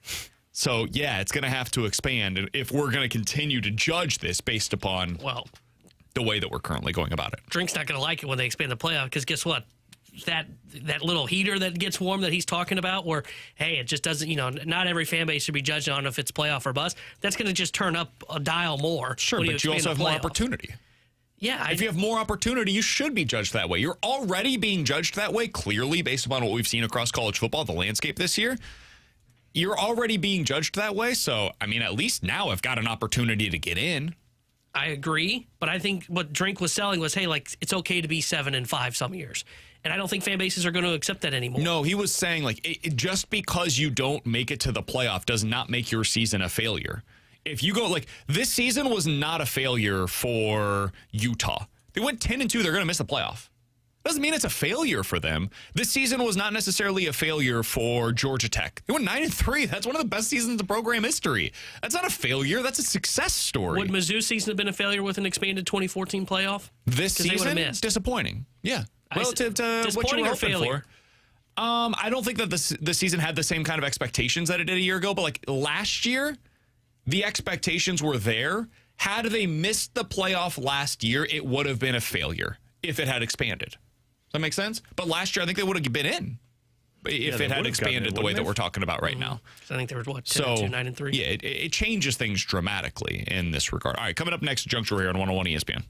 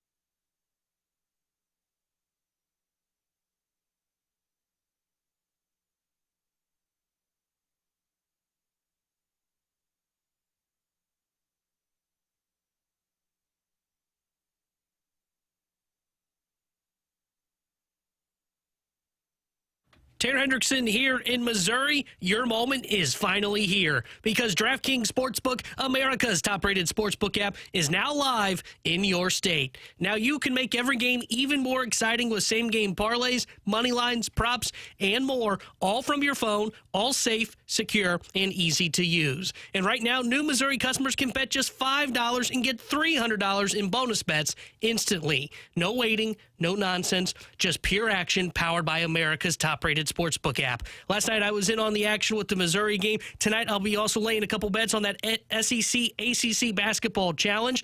So join me and download the DraftKings Sportsbook app and use my code TANNER, that's code TANNER, as new Missouri customers bet $5 and get $300 in bonus bets instantly. That's code TANNER. The crown is yours in partnership with DraftKings Sportsbook.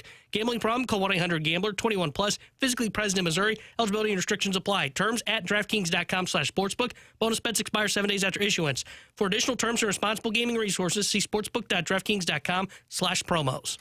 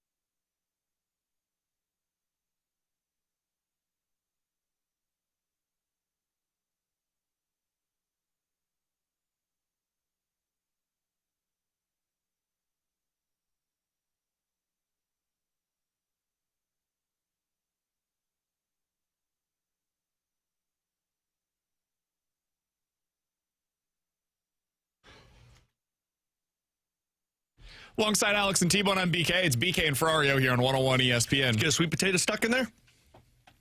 I apologize. Little soy fry? It's my bad.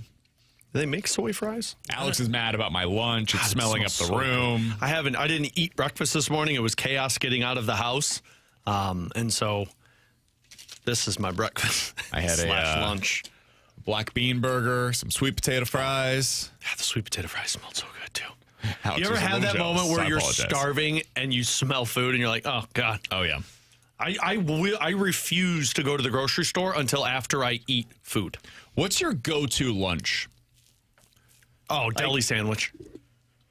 Like I feel like everybody's got something that is their go-to, right? Like whether it be a weekend or the stuff that you typically would prepare for yourself at work. What's your go-to? Yeah, mine's deli sandwich / lunch meat. Like I will put together an incredible sandwich as a lunch, but I do that typically because I don't eat breakfast. So that's an early lunch, like in the middle of the day. Or when I have hockey games, I'll eat breakfast. I don't eat lunch and I don't eat dinner. So you have that like in between meal. I got a will never believe macadamia nut this. stuck in my throat. I'm a veggie burger or a black bean burger guy. That's my go-to. God, that's a Brandon special right there. Yeah, I think mine is just like a turkey and cheese sandwich. Like, that's it. Nothing that's great. You are 12. Do you cut the crust off of it too? No, I don't do. I'm not big on like a big lunch. I'd rather have a big dinner. No crust. He's got one. You got one of those presses that makes it a heart. This is ridiculous. I don't think. I actually think this is spot on. I mean, it's just deli meat that I got from the store, but I only do one meat on there. Yeah, but like, spice it up a little bit, man. You're a grown up. No, because I want a light some onions lunch. on it. Put some. I want a light lunch for a bigger dinner. I mean, Right? I don't think adding a little bit of lettuce and a tomato And an is going to onion. make it a heavy sandwich. Put a pickle on that thing. When you eat lunch at like 2:30, Or maybe and you're some- eating dinner at 7, maybe some you type know? of sauce the less on it. that's on there. You put like I like a little spicy mustard on there. Because the way you're making this sound, like you pull a piece of like, He's got 2 pieces of turkey, one of those deli like cut, cheap pieces of cheese that you put on there, and then just like a little slice of turkey you lay on it. the American cheddar. Like that's what he does. Yeah, it's like 4 slices of turkey, American cheese. Like you don't make like a And if I'm at horseradish home- sauce or something No, to put on it, like no. garlic aioli. Nah, just Are eat you like the spicy Velveeta mustard. squares? That's what you're putting on there? No, not Velveeta, but American cheese. He eats just cheese sticks and rolled Kraft up cheese, deli that's meat what it like is. my 3-year-old. The squares, the Yeah, ones that Kraft. you peel them up. Yeah, the one that are in the like plastic that when you peel it wrong, it rips part The of one the that's cheese Yeah, off. closer it's to hard to get plastic out. than it is to actual Hey man, cheese. hey man, Yeah. upgrade a little bit. Get yourself some nice cheddar cheese. I can't afford to upgrade. I like what I'm at with my turkey and cheese sandwich. Tell you what, Somebody said Uncrustables are considered fine dining at T-Bone's house. or Lunchables. Lunchables get busted out. Hey, you guys want some pizza? And he pulls out a Lunchable. Oh, those were the bomb in school. We got some corn dogs at Costco this last time we went just to see if the girls would like it. Hated everything about it. Really? They didn't understand the fact that the hot dog was wrapped in like cornmeal, and they're like, "This is disgusting. Where's the hot dog?" So I'm eating corn dogs now. Somebody on the text line said, "How did T-Bone hold up yesterday?" I feel fine. How's you know? that bathroom good? That was a little weird coming out, but it didn't really bother me. After 30 minutes, everything was fine. Stomach didn't hurt at all because I like spicy food, so I eat a lot of spicy food for my dinner when Yesterday I'm was having a big light dinner. lunch for him because he was had to only have a one heavy thing. dinner. It was just wings, so that was considered to be light. But had you had a little bit of lettuce Yeah. on the side, if you put a you little added a onion, salad, Yeah. it's Can't have game too home. much. Don't put a pickle on that sandwich because you can't have a decent dinner if you do. T-Bone judges his meals based on whether they're light or heavy on how many ingredients are associated with the said meal. Tanner, all of your meals that you have I are think like this what is- 12-year-olds I eat. think me being thrown under the bus here is ridiculous. Kraft singles with a couple of slices of turkey and some white, some like That's a Wonder fine, Bread. that is a fine lunch for anyone. A fine lunch. my 2-year-old would definitely Yeah, love that. Adelaide would love that in her lunch at some point. Your big lunch is while you're at the gym now. Well, I eat a Cliff Bar before I go to the gym. And when I come back from the gym, I eat at like 4 o'clock, which is essentially dinner because by the time I go home at 10:30, 11, I'm like, well, I could eat or I could just go to bed. Somebody, I am right 03 on YouTube.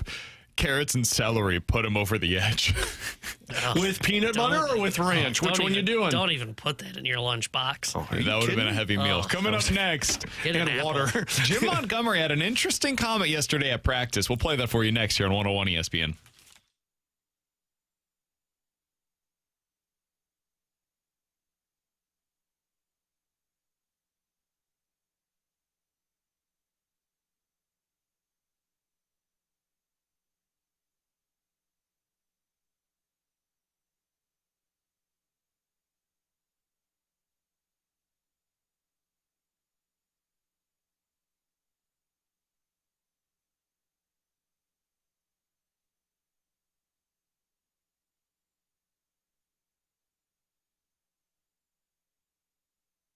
Alex Ferrario with you. If you haven't picked out that Christmas tree yet, first of all, what are you doing? You need to get the Christmas decorations up by now. Second of all, I've got the perfect place for you to go because you can enjoy the holiday season, pick out the Christmas tree, and enjoy some delicious frozen custard at Ted Drew's off of Chippewa. They're celebrating that St. Louis tradition at its finest with the frozen custard, serving the community with unmatched quality service and hometown pride for generations. And that Christmas tree lot is now open for the season. I remember doing this when I was 8, 9 years years old when we would go down there. My dad despised like real Christmas trees, but we always went to walk through and just enjoy the holiday season. My mom always picked out those holiday wreaths there as well. But you can go out there, pick out the Christmas tree. They got a huge selection of premium trees, pine and fir options for you. They're also, they've got handmade Christmas wreaths. They've also got garland, mistletoe, all of it there. That's only for supplies last. So you need to not wait any longer and make sure you go out there to get the best selection early on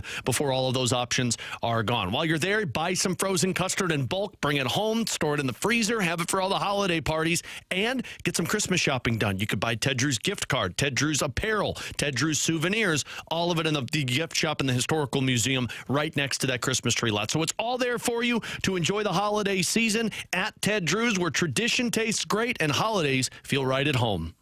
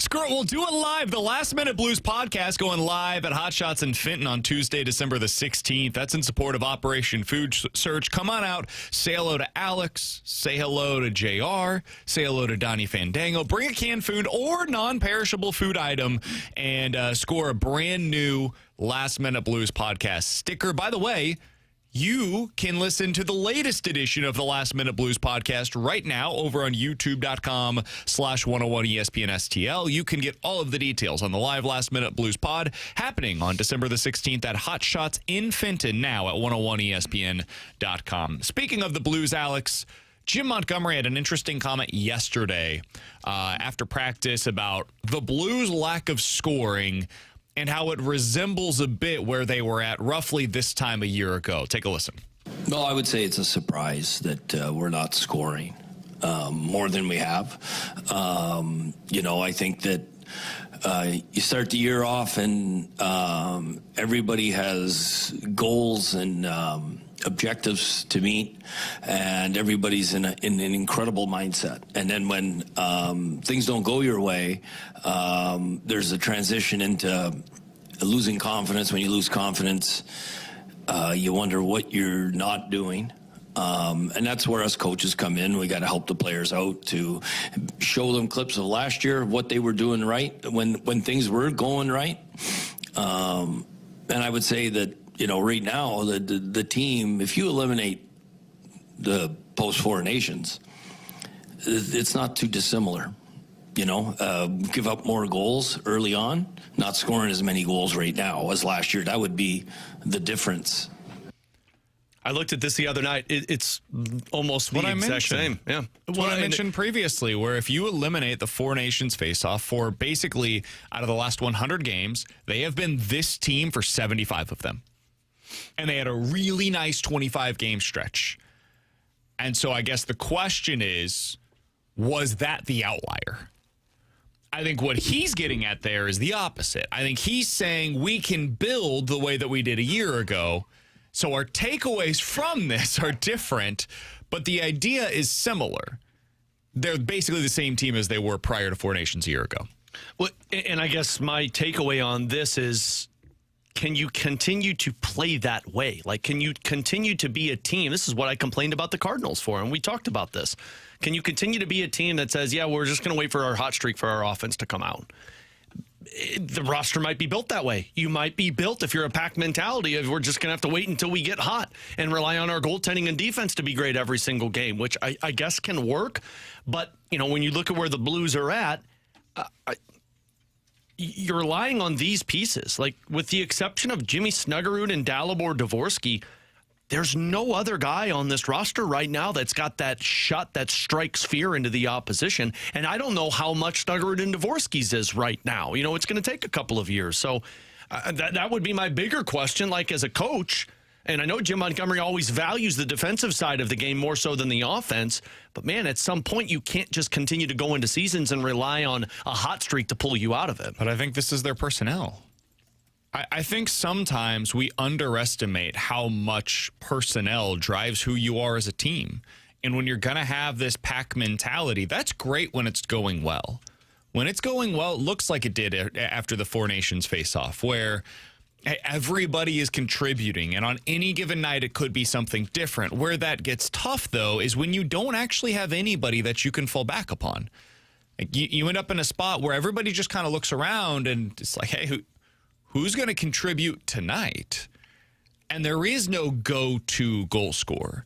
You get on the power play, there's nobody on this team right now that I look at, I'm like, that's the dude that's going to score on the power play. I know how, I know where it's going to be from, and the other team has to be worried about it, and it can set other things up. Like, there's none of that. It's Dvorsky, but right now it's too raw to get to the point where you're consistently expecting it. He's the closest thing they have to that. He has 3 goals in 17 games. Mm-hmm.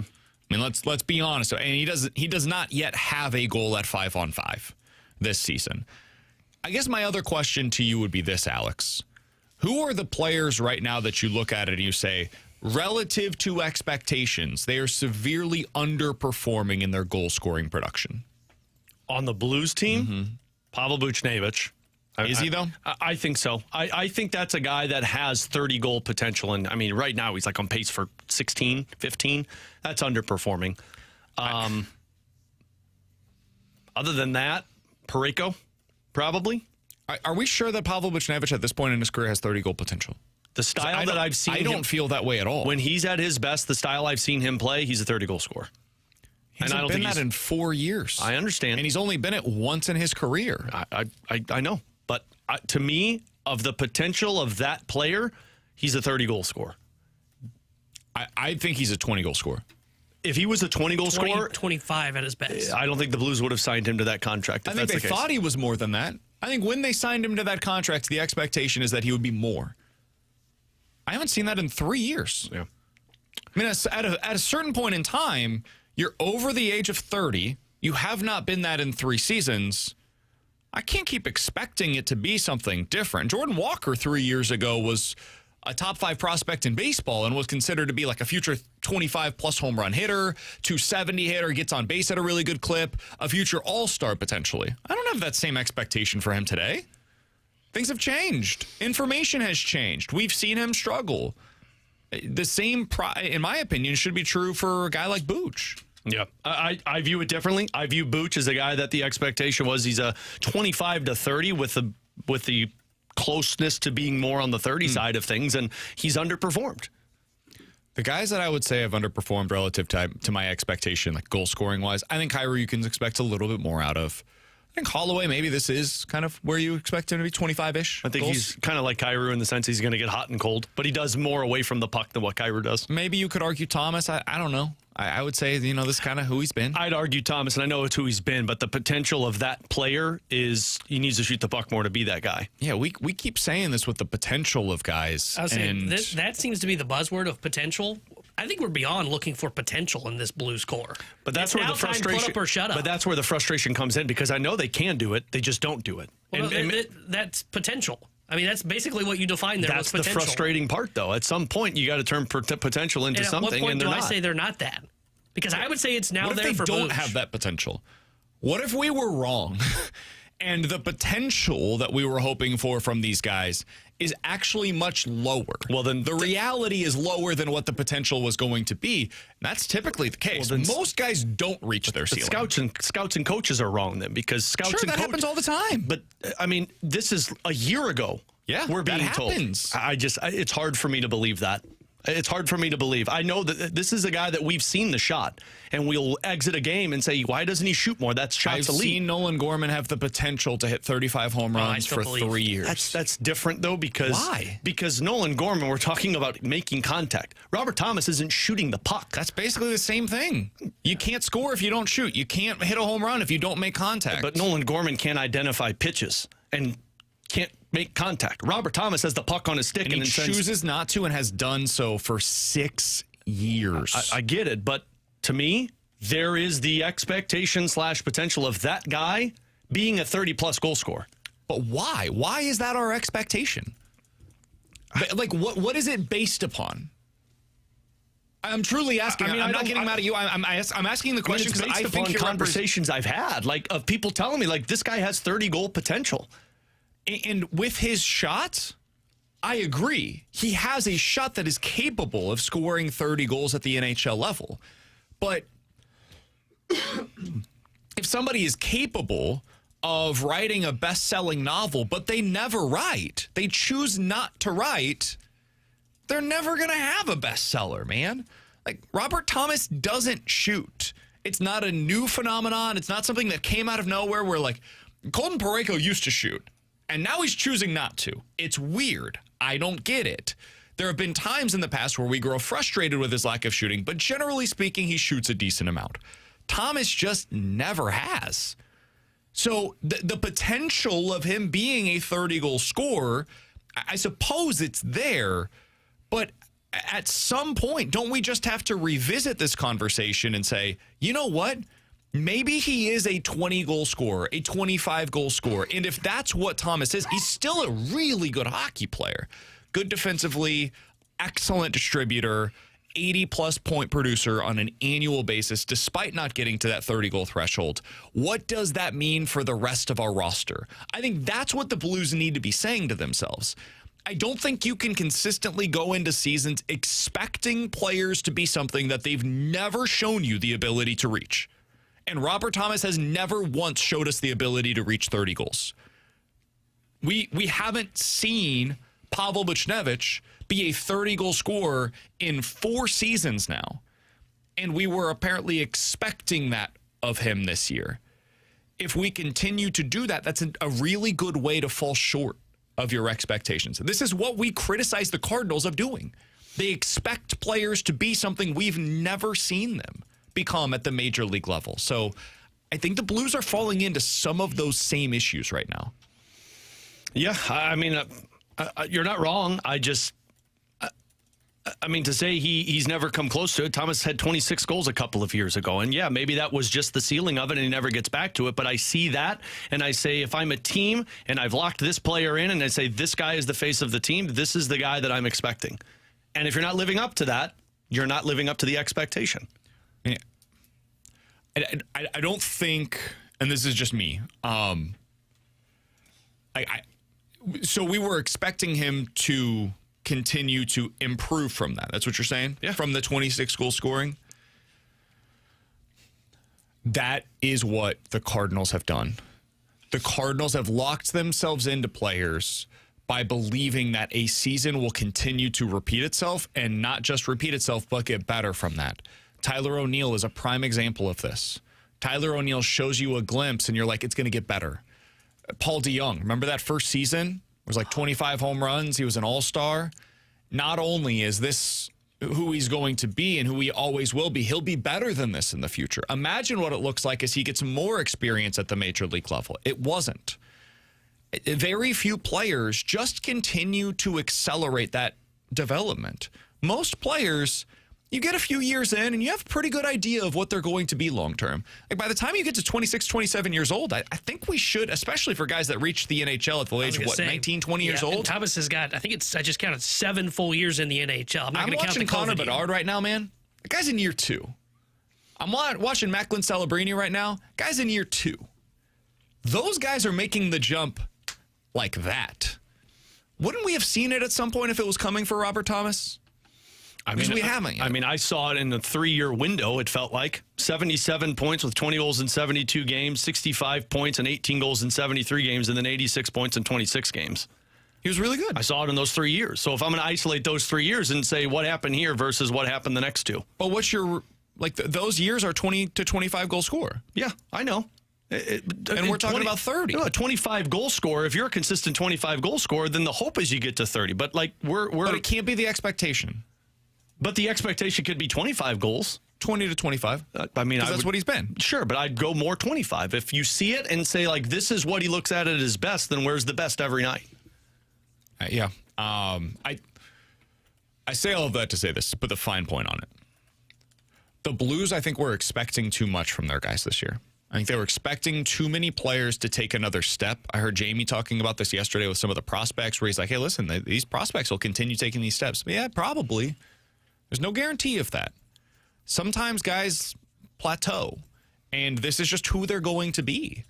I think Dvorsky still has more in there. I haven't seen anything from Dvorsky, though, that suggests he's going to be like this overly capable second-line center for you, though. I think he's a good player. I think he's an interesting player. I think he's got a really good shot. I think he brings things to the table. He's a nice player to build around. I don't think he's like an 80-point producer at the NHL level. Snuggerud, nice player. I like him. I think he's a really good goal scorer. 30-ish, maybe? Like at the peak? You look at some of the players that they have coming through their system right now. Carbonneau, exciting, really exciting young player. Probably middle 6.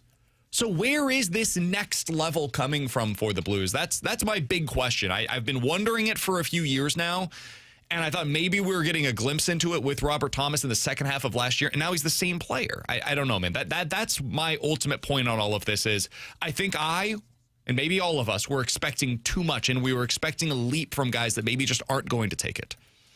So, in terms of the next wave, I mean, I don't know if they have a whole lot of those guys. That's the problem. I think you got like 3 maybe that you can get excited about in terms of ceiling, and that's why you're kind of where you're at right now with the players that you have in-house. Coming up next, should Mizzou go back to the portal to fix their quarterback issues? We'll talk about it here on BK and Ferrario.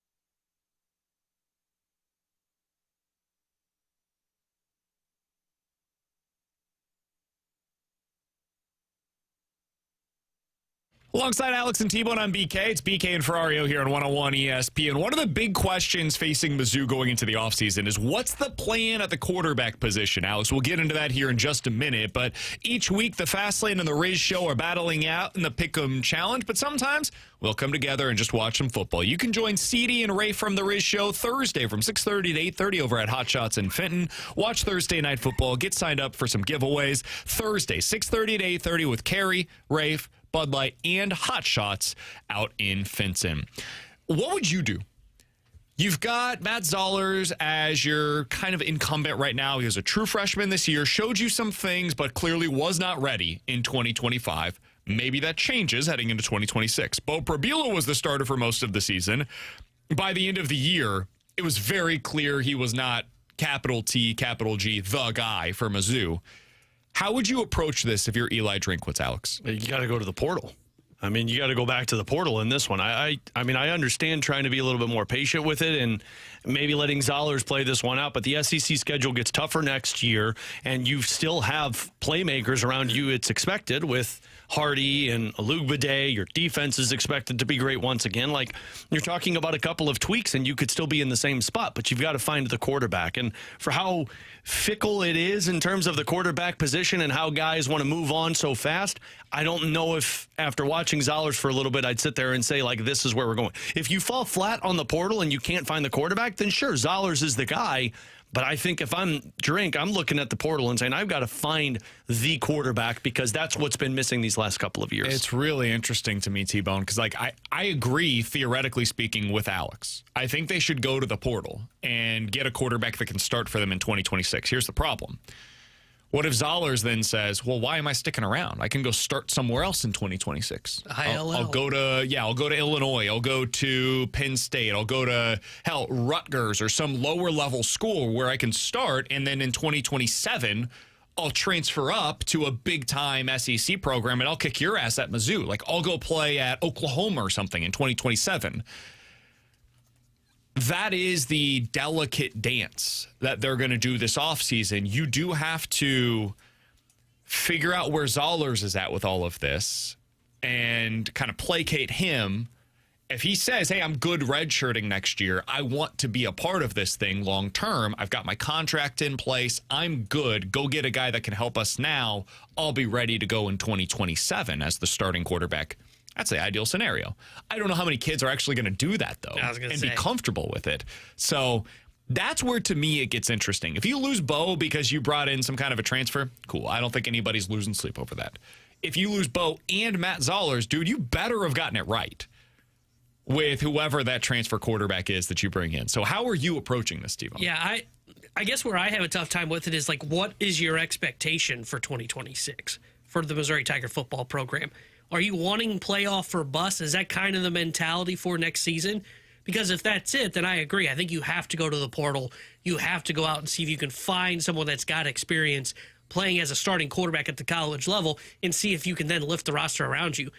But if you're going to go into next year kind of with what I would say the expectations were for Mizzou at the start of this season, where it is, hey, like, if we get to 8 wins, that'd be a good season, maybe not a great year, depending on what we do. Do we pull off one of those big wins that we talked about and they didn't? Then I would say you just turn to Zollers. Because I remember not that long ago when we got all excited out over our skis about, wow, look at what he did against Vanderbilt, where he went 14 for 23 at 138 yards and a touchdown and a 92.2 quarterback rating. And then he looked bad the rest of the year. Well, he looked bad the rest of the year because he was a true freshman. And then everybody got film on him from that Vanderbilt game. I still think there's talent in Zollers to where I would feel comfortable running it back with him. But if you do that, you almost have to admit it's a 2-year project for Missouri. To where next year is hey, he's probably still going to have some struggles because it's his first time starting. But then in that second year is when we hope he takes that next step and we do it with him. I would lean towards staying with Zollers. I think that's probably the way they go. If I had to guess on what they do, maybe they explore like clear upgrades. We were talking before this segment, T-Bone, about the Cal quarterback. If he decides, he's a freshman this year as well, and he was actually really good for Cal. He's a stud. If he decides to enter the portal and for whatever reason just has always wanted to go to Mizzou, well, yeah, let's go ahead and reach out to him, bring him in. If that means we lose Matt Zollers, so be it. This is just too good to be true. So if you've got an obvious, clear, definitive upgrade and there's no questions about it, go make that move because you've answered the position. if that's not the case, if it's just a theoretical upside play, I think what you probably do if you're Drink is you play it back with Zollers and you try to upgrade around him. You bring in a stud receiver. You go get upgrades on the offensive line. And we say, hey, we've got Ahmad Hardy. We've got Jamal Roberts. We've got a couple of receivers that we really believe in. Now we've got an awesome offensive line. We've insulated the quarterback position. We don't need him to do that much. And if he does take that next step, we got some serious upside here. And you're already locked in, I would imagine, with his contract. So the money allows you to rework things around him. So I think that's probably the best way to go about it, unless there's an obvious upgrade available to you going into the offseason. But it's going to be interesting. They've got a lot of different directions that they could go with this. Coming up in 15 minutes, we'll get into the Rewind. NFL Quick Hitters next year on 101 ESPN.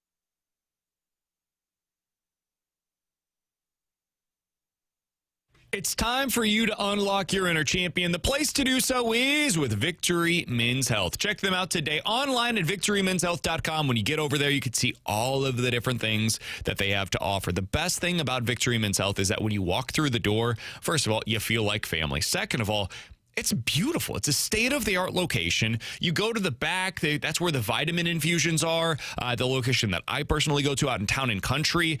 And you're sitting in these awesome, comfortable seats. They've got the TVs back there as well. You're just hanging out. You don't feel like you're in, I don't know, some dimly lit hospital. That's the opposite of the vibe that they've got going over at Victory Men's Health. So whether it's those vitamin infusions that you're interested in, their supplement shop, red light therapy, weight loss goals, low testosterone symptoms, erectile dysfunction, micronutrient levels, man, it's all available for you at Victory Men's Health. So check them out today online. Book that first appointment at victorymenshealth.com. Unlock your inner champion at victorymenshealth.com.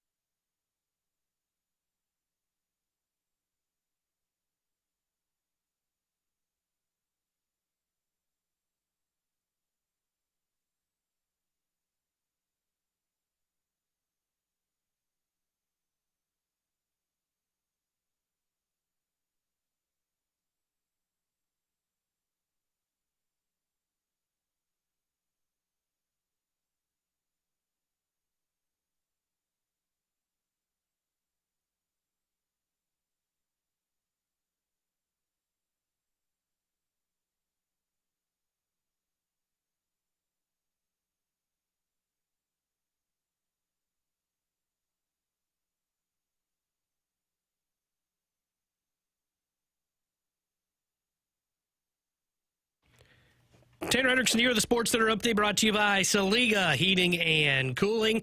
Blues off again today. They'll be back in action tomorrow as they head out east to take on the Boston Bruins. We'll have pregame coverage tomorrow starting at 5 o'clock with Alex Ferrario, with puck drop at 6 o'clock with Chris Kerber and Joey Vitale. The Sports Center update is brought to you by Saliga Heating and Cooling, a Daikin heating and air conditioning dealer.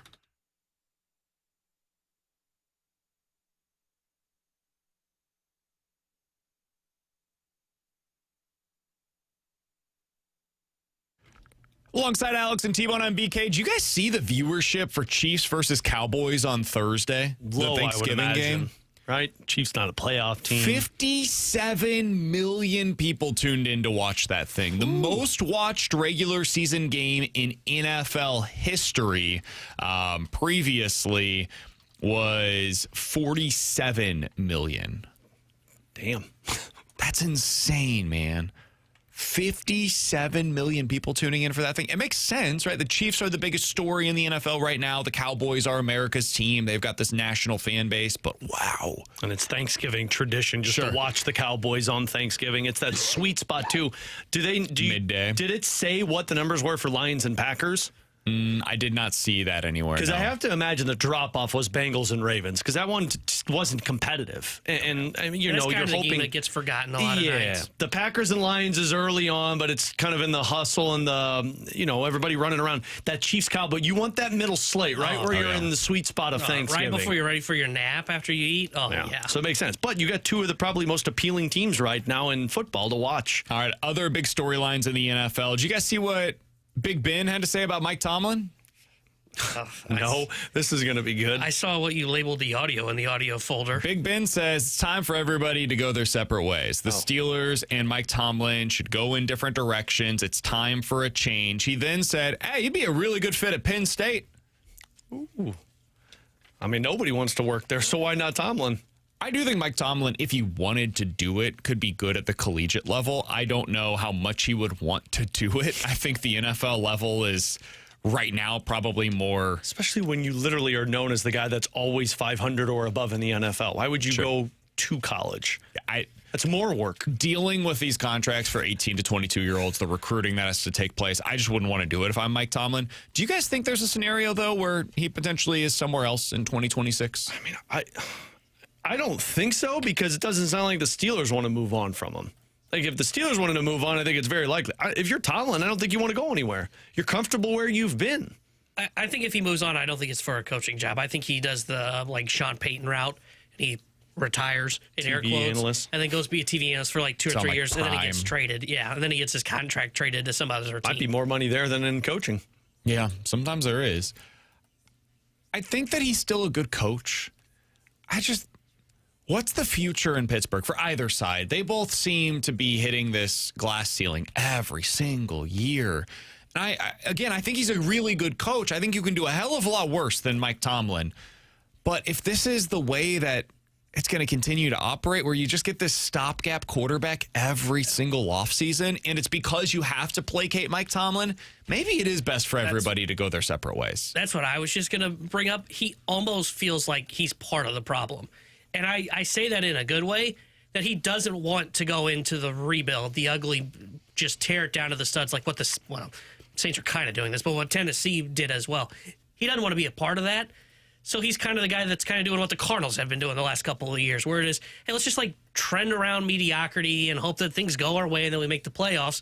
But you're right, there is no ceiling to that. They get in as the 17th, they get their butt kicked, and they're out. Somebody on the text line said, I'd like to see him with the Titans. That'd be an interesting fit. I think Cam Ward has shown a little something lately, and at least then he has his quarterback. That would be my thing if I'm Mike Tomlin. I'm not taking another job unless it has a quarterback. Yeah. I've seen what it looks like when I do. I was pretty good with that Ben Roethlisberger guy.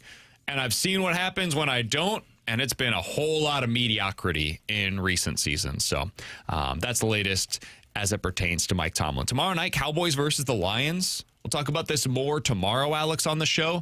Do you have a lean in this one? Lions are a 3-point home favorite against the Cowboys. I personally like the Cowboys in this. I think they're going to win. I think I might go the Cowboys here. The Lions are starting to fall apart. Without Amon-Ra St. Brown, you're missing most of your offense. Their center can't make the heroic comeback that he was expected to because he didn't pass the physical. So There's a chance Lions might be missing this playoffs this time around because I think they're done. If they lose to the Cowboys, and then the Cowboys don't look now 7-5-1, better record than the Lions. Yeah, I think the Lions might be cooked at this point. Yeah, I lean Cowboys as well because they've got the offense that looks really good. So they're going to put up points, especially against that Lions defense that just doesn't look like it has many answers. And BK mentioned this yesterday or 2 days ago when we were talking about them against the Chiefs. The Cowboys defense has played better of late. I still don't think it's very good, but it's been playing better and it's giving them a shot. So I lean Cowboys. Meanwhile, you look at the schedules. Lions the following week travel to L.A. to play against the Rams. They've still got on the road against the Vikings. Vikings are not a good football team, but they've got a great defense. And on the road at the Bears to continue. So that's 4 of their next 5 games, and those are against those teams that I just mentioned. Meanwhile, the Cowboys, Vikings at home, Chargers at home, Washington Commanders, and the New York Giants. If the Cowboys win this game, I think they're winning out.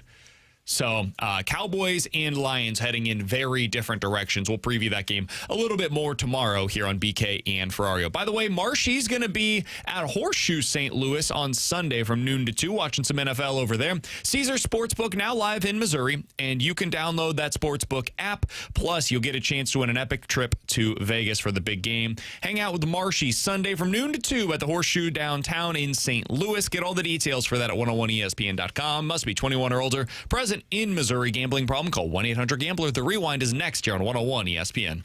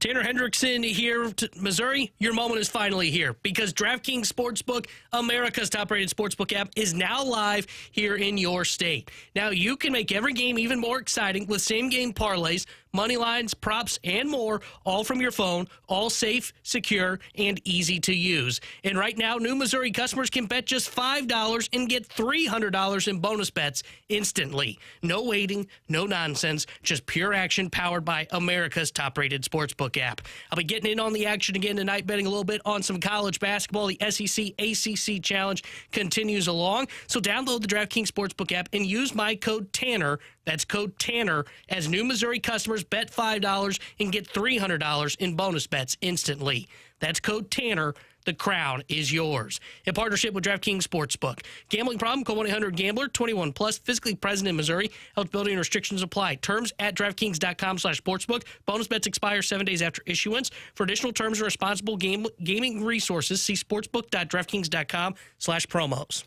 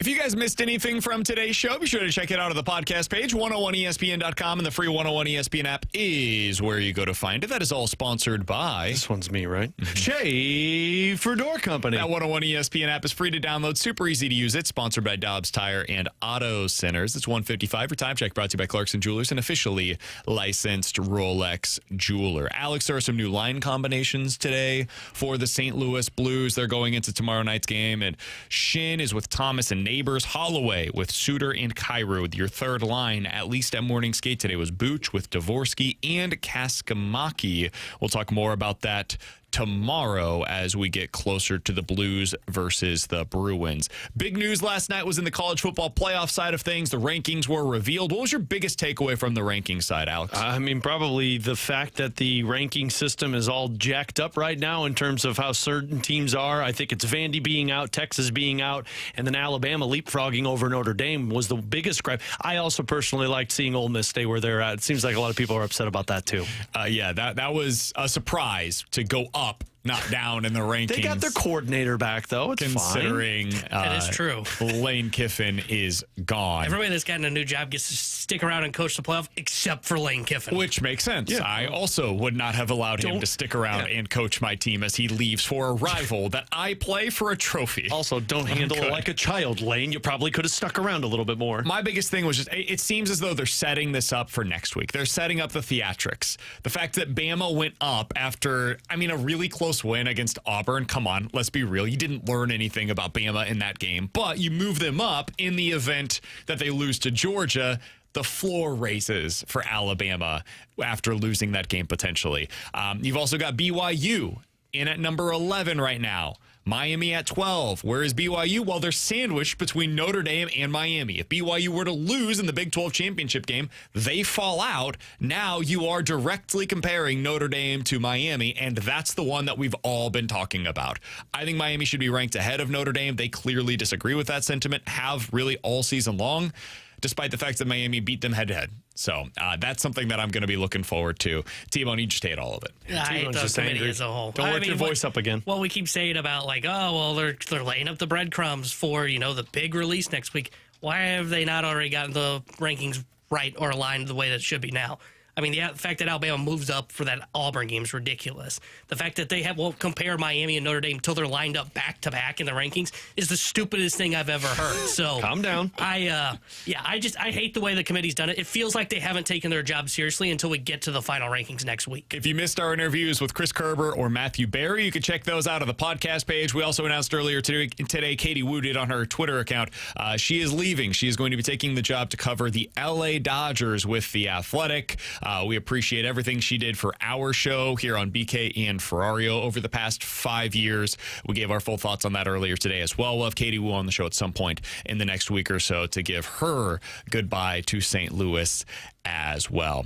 By the way, join Carrie Davis and 101 ESPN Saturday at Genesis of St. Charles for an afternoon filled with festive family fun. It's Saturday from 1 to 3. Bring the whole family out. Carrie will have your opportunity to win 101 ESPN prizes. Plus, Louie will be there in his Santa hat Saturday 1 to 3 at Genesis of St. Charles. Details for that are available for you at 101ESPN.com. We will talk to Joey Vitale here on the show tomorrow. We will also preview the Blues versus the Bruins, so get prepared for that. You can check out the latest edition of the Last Minute Blues podcast at youtube.com/101ESPNSTL, and we will have a new edition of the Redbird Report coming out later today as well. Again, youtube.com/101ESPNSTL is where you go to find that. For Alex and T-Bone, I'm BK. We'll talk to you guys tomorrow at 11 a.m. The Fast Lane is coming up next here on 101 ESPN.